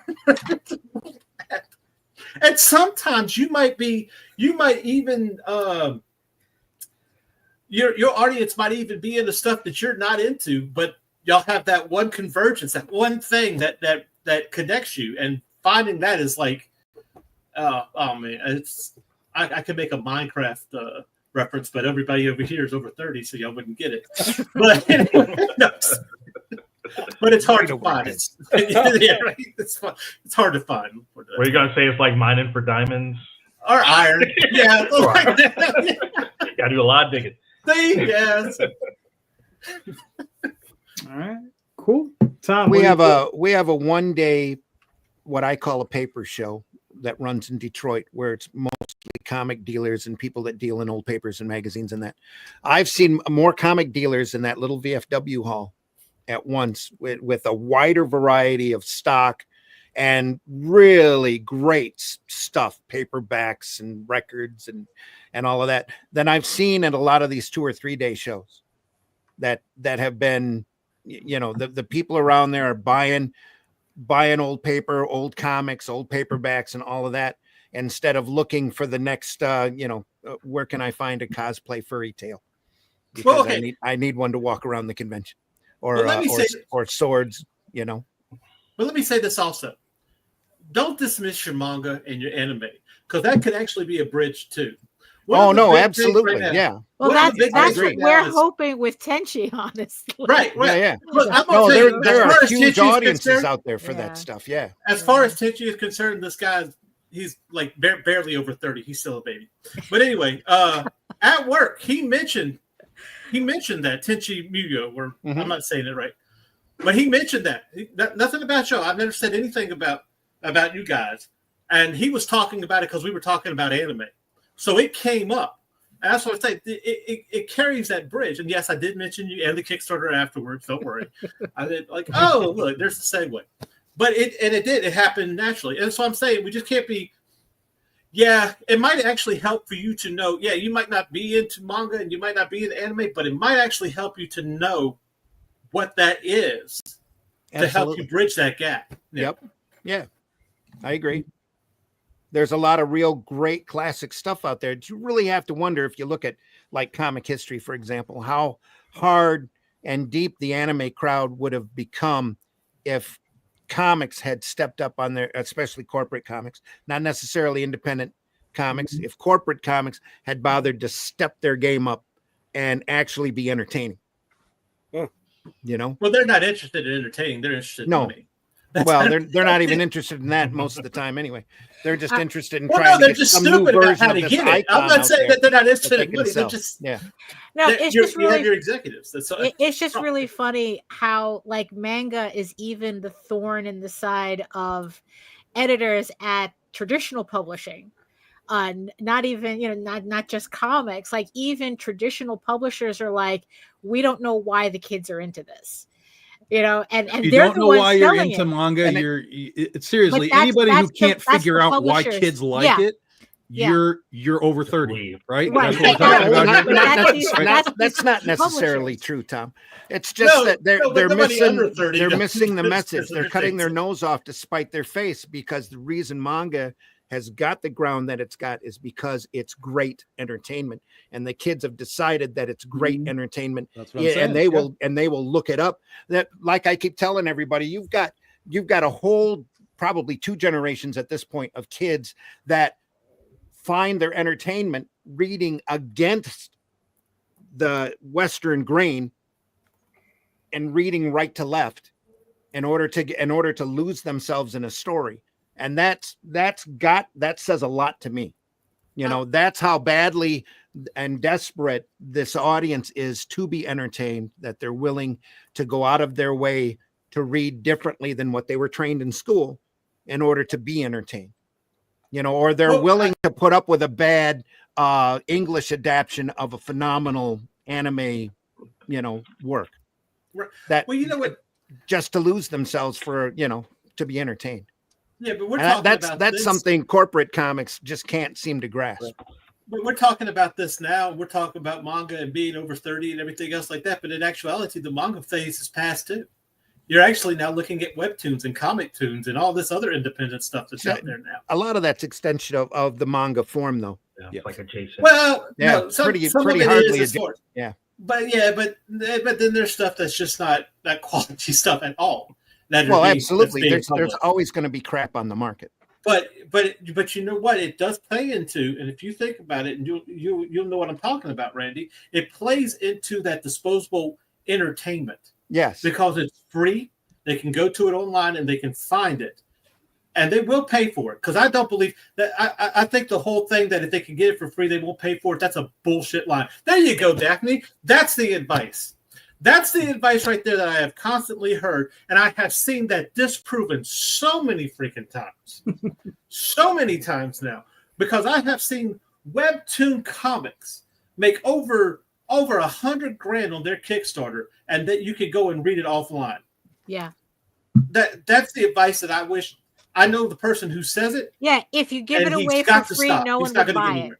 anywhere. Yeah. That's the advice. If you give it away for free, Stefan Sejic about that with Sunstone. yeah. Laura Olympus. Yeah. Yeah. Yeah. Look at that's that. the case. And that's, Because yeah, that's there's absolutely always going true. to be an inert drive that this is not going to always be there, and I want to hold it in my hands. Yep. Free is marketing. Yeah. Yeah. By the way, free is marketing. Here it is for free. Go try out this first part of it, and you know if you like it, there's a whole lot more that you can buy. The dope boys know that well. And I think one of the the whole factors industry in the U.S. that have really built up manga over the years too is the value that they show. You pick up a Shonen Jump, it's big, it's thick, even though there's not a lot of story, but there is a lot of stories in it that they can keep following. Yeah. And Well, even the value that you get from a say like a My Hero Academia is so much thicker than the little collected 6-issue volumes that you see from the big corporate publishers that are sitting in the bookstores. Even that, you could get a big old thick little manga like this big for $15, and they want to charge you $20 for five issues of Exactly this right. Image comic. You know, Yep. it's. I don't care if it's printed on Fantastic Page. Don't get me wrong, it's nice, but I don't care. If I want it, I want it. You know. Mm-hmm. But I think there has to be formats out there at all levels. That there needs to be a $5 hard or thick paperback book that you can get at $5 and below. That's got comics in it. All right, That'll help your audience grow. gentlemen, Again, marketing. Yeah, marketing. So, Yep. Tom, what are your thoughts on the question? Well, I'll say this. I've done 3 shows this year, and they've all been terrific. All better than last year. And the difference, though, and this actually comes back to the manga thing, is the value, right, in the thicker books. We are selling a shit ton of trade paperbacks and hardcovers and stuff. Mm-hmm. Like a metric ton of those things are now moving off the tables versus what it used to be. Let me buy this $30 variant cover or whatever. Now it's you have 5 volumes of Oz. I want all of it. Give it all to me right now. Yep. There is I've had this conversation with other artists and creators too, is there is a shift right now from the quote unquote collector base who is chasing those types of variants to I want to read this book. Reader base. And they want all of it. So the more that you have, whether it's a single trade paperback or a big omnibus or whatever, they are all in on that stuff. And I'm seeing it actively happening like in real time at these cons. Now, what's the question is what do we change? Nothing. What you have to change yourself is where you're going, like we just been talking about. Not all cons are one-to-one. New York Comic Con is not the same as Motor City, is not the same as anything else. You have to decide where you belong, where your product belongs, who's going to be at that con. Do you think you can sell to them?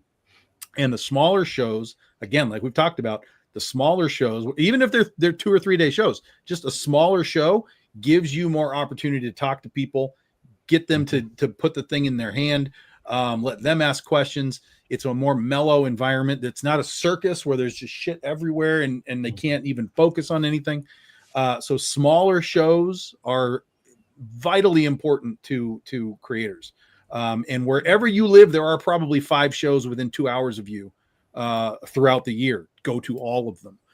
But then it's the specifics. You got a horror book, you need to be at horror cons.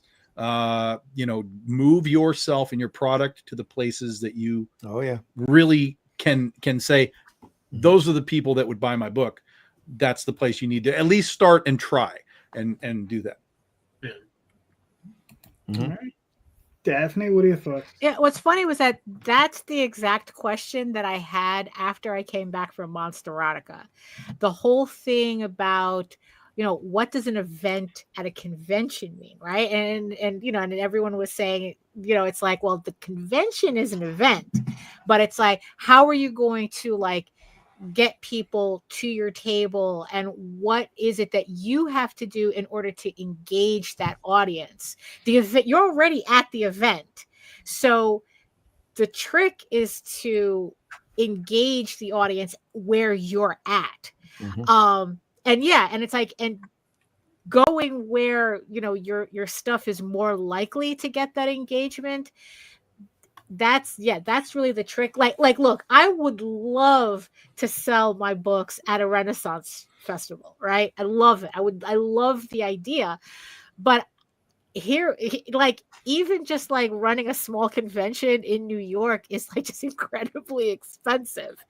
So that's kind of the thing. I'm sure that if we lived in in less expensive states, that maybe that option would be more readily available. I could consider let's get a booth at a Renaissance fair or something, or but that's just not viable.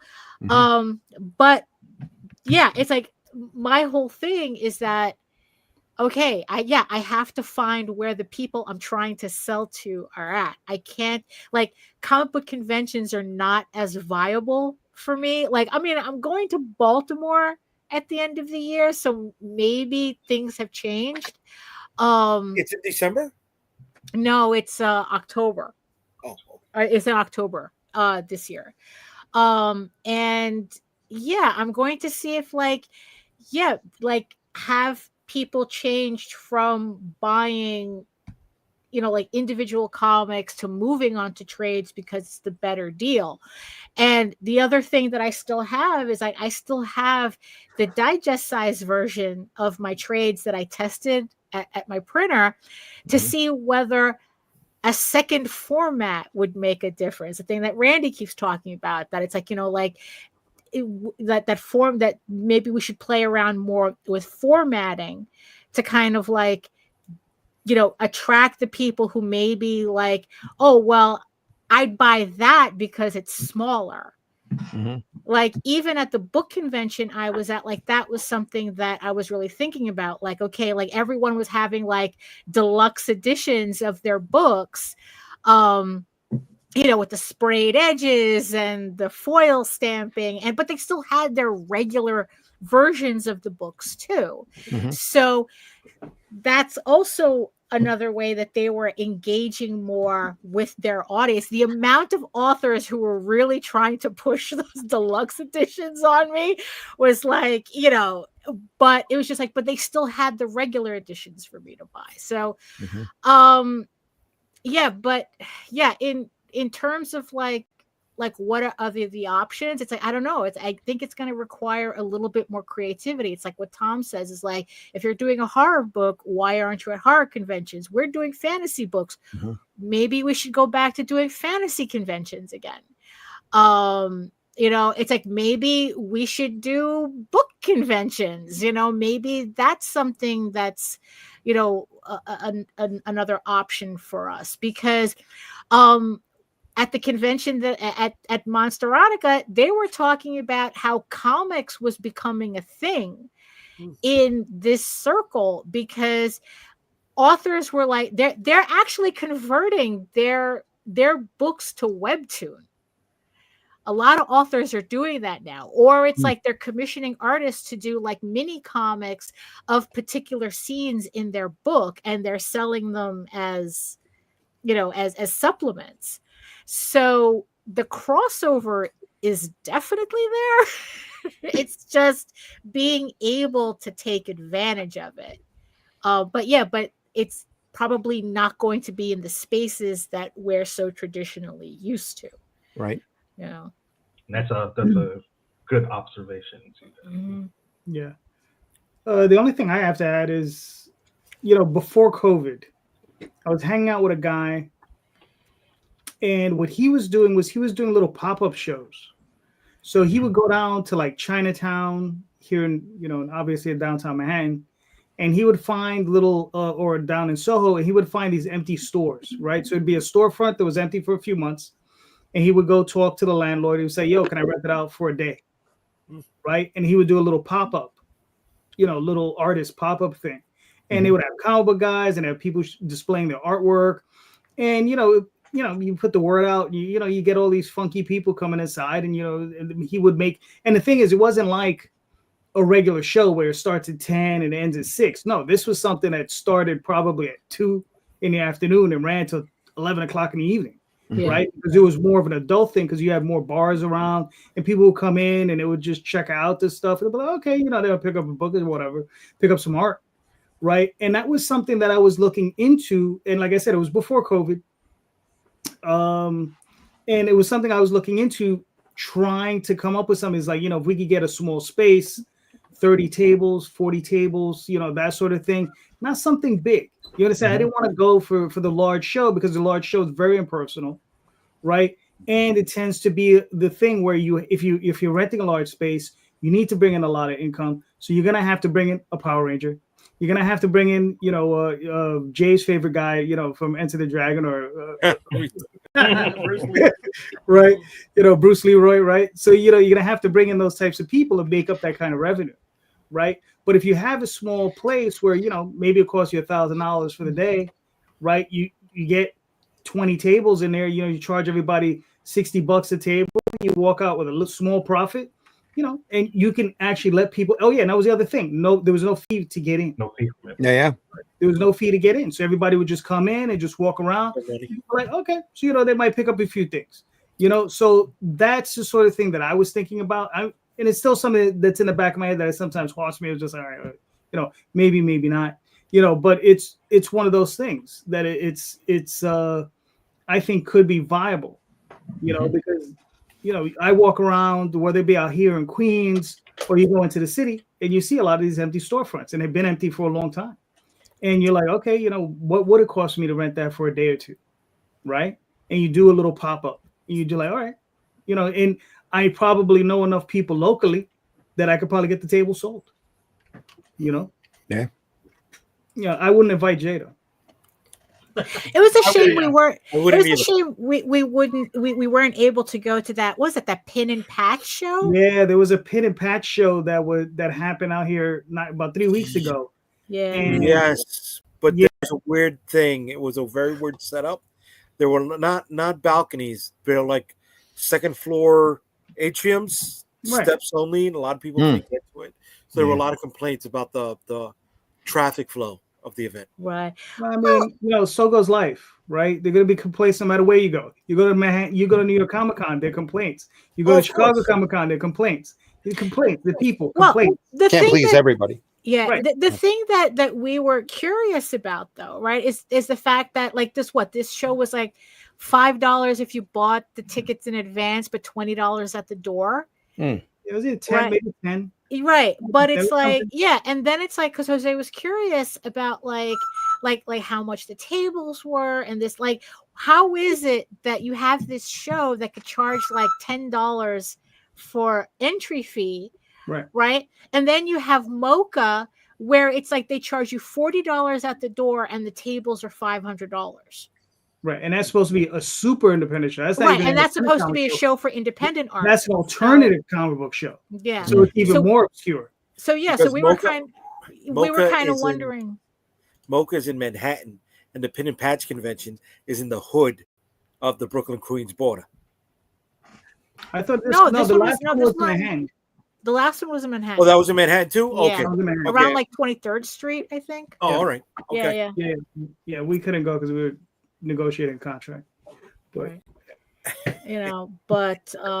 But yeah, so it's like, because again, that's the issue with Manhattan though. Like, how is it that this show can be so inexpensive, but the second someone runs a comic book show, all of a sudden it's the most expensive thing that you could try to get into? Mhm. Is that like a Right. promoter thing? Is that like a space thing? Is that, like that's the thing. Probably that it's that probably somebody multiple who's trying to things, make but the then it's point. also a Oh, lot of okay. times because they've got Power Rangers there and shit like that, Right. and they have to Yeah, bump but- everything because of that, Yep. as opposed to Right. just saying we're doing a hyper focused comic community show. Mhm. Come on in and do it. They're like, Right. well, no one cares about comics, so I got to bring Power Rangers and stuff, and then that jacks it all up. Yep. Right. But I'll Yep. tell you this: Dan Mendoza did a 1-day show for his own brand here in Jackson, Michigan. Mhm. Okay. He sold Mhm. 200 tickets for people that actually came to his event.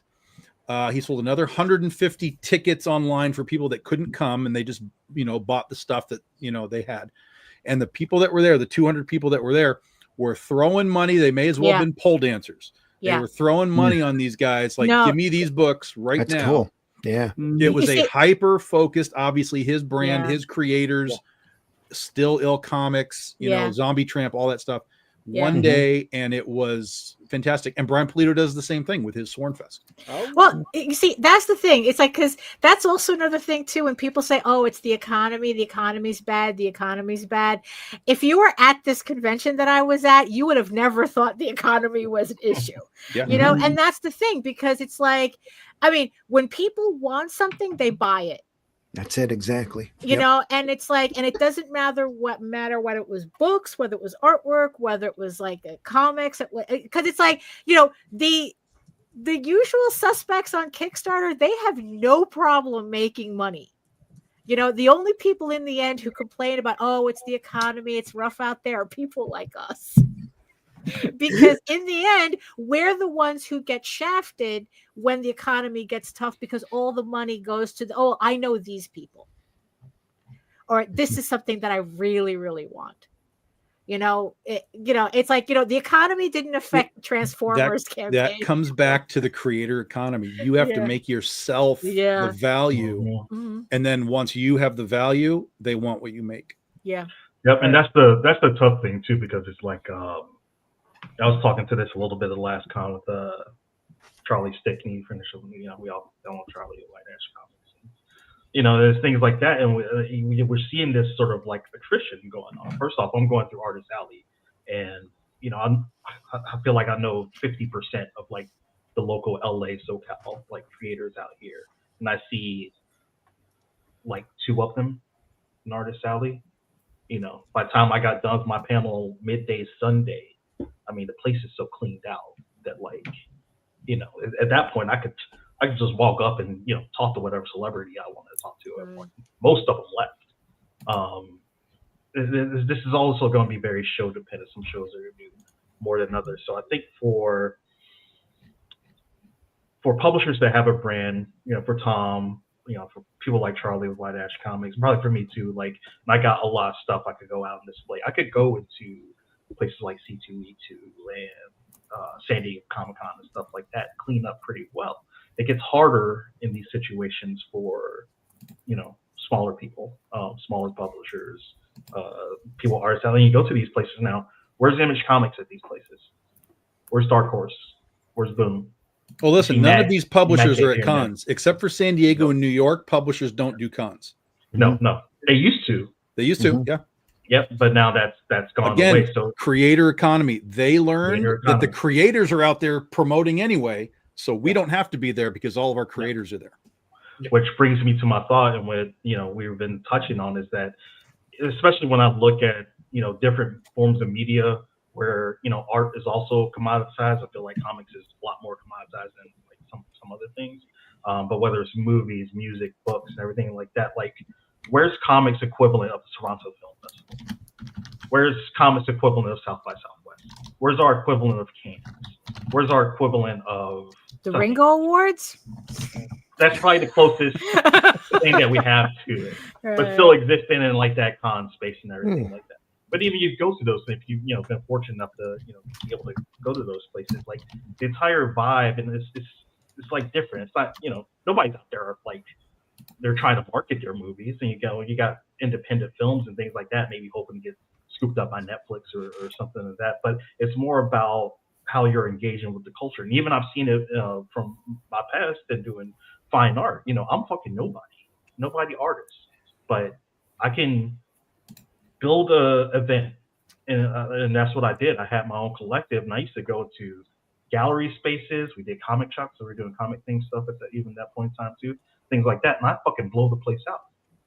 And I'm going on at the end of the show. People are selling their paintings and things like that. And I'm just doling out money to the gallery and business owners, for myself, for my cut that I'm keeping. Hey, quit cursing. That's my marketing shtick. You can't do that. but I know it's like that space, and we have, I think, the void in these comic events where, yes, they become super broad. They encompass a lot of different stuff, and we're not coalescing it to be about culture, especially from the independent, state. There's starting to be more events. There's starting to be more small press and the indie comic events and things like that. But I think if there is going to be an alternative or something like that, I think we have to get out of the mindset of like pure commoditization and everybody worrying and stressing about how much money they're making and everything. We have to make it focused. We have to make it affordable for people, both the people buying things and the people who are going to be tabling and things like that. There's something that we're missing in between all of that. And, I've seen recent examples and things like that where people I've been involved with, and I've seen those things like sell out. Like there's a need for people to engage with comics and art like that. And we don't have enough spaces to be able to do that. And as Daphne mentioned, some of these things now, the reason that we're seeing this comic crossover is because fandoms are getting involved with art. So if whether they're into furries, video games, manga, go to Tumblr and like search that thing. you're going to see page after page after page after page of original artwork, original mini comics, you know, probably scrollable like webtoon style comics, all engaging that stuff, and that's bringing people into that. So there's opportunities for us to start wedging into these things and also create like a home base for it. But when is it going to come? Who's going to do it? Like, what should it look like? Those are questions I think about a lot that I don't know. Jay will do it. He'll do it. Yeah. Jay there we will go. definitely do it. Hold on, Jay. Hold on. I gotta cut out here, guys. No, you can stay for the Hey, rest look of at that. Gotta cut out. Have a good night, everybody. All right, Jay. Jay had to go. So Jay it had is. to go. I guess he had to go to the bathroom. But Randy, wow. real quick. Yeah, he's probably crowding over there. This is a look at the third volume cover for the Atlantean. That'll be we'll run the campaign for this probably mid-July at this point. As soon as the book is done, we'll run the campaign for it over at fundmycomic.com. It's the characters from the Shadow Kingdom, real straightforward sword and sorcery work.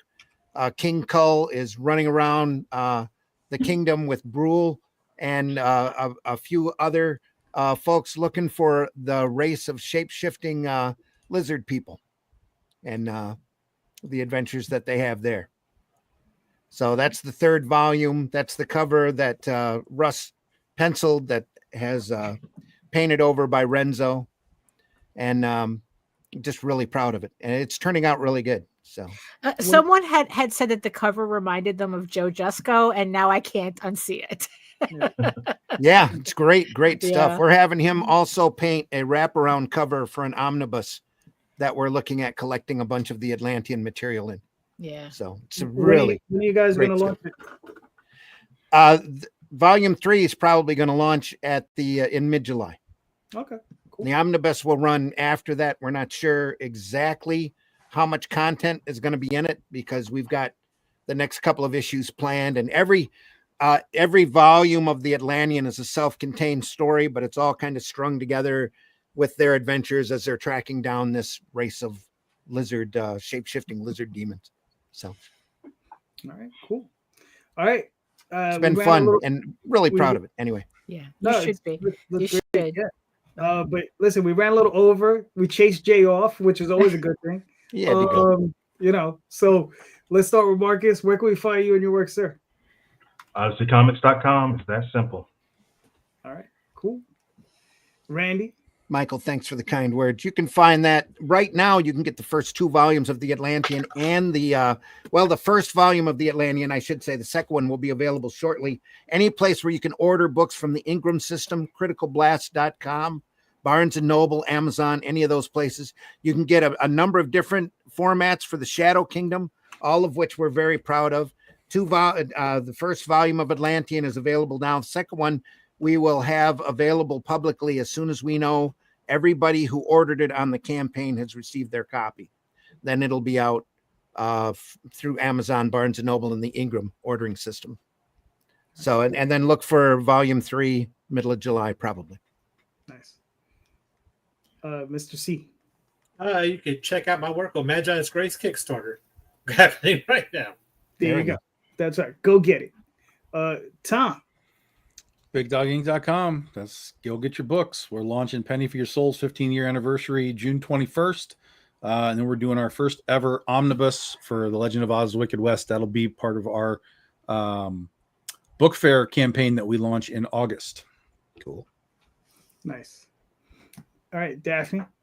You can find me and my work at egoworks.com, EGOWORKS, where you can read both Eagle Raven and Tall Tales for free. And you can find all of my links to all of my social media as well. And make sure, as far as I know, to catch me and Nita tomorrow on our own show, the Rage Into the Vlogs show at 11 a.m., as long as I think neither of us have a scheduling conflict, so we should be okay. Hey, Trico, good to see you, bud. Thanks for catching us live. He doesn't want to get up early in the morning enough to catch my other podcasts. So, Oh yeah. Well, Yeah. well, that one's rough for most people. we're archived all over the place, though. Indie Comics Network and Comic Book Black Belt, Randy Zim YouTube channel. Look for us, Comics by Night and Sunday Funnies. Thank you very much, Michael Cool. And and Philbo. Thank you. you can find me on Facebook, Instagram, all those other places. Next Sunday we'll be back here. This Tuesday I'll be on with Rob Motari with Mice and Wolves.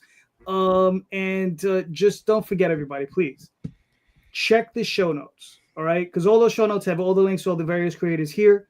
All these creators are making great books, so please click on those links, buy those books, right?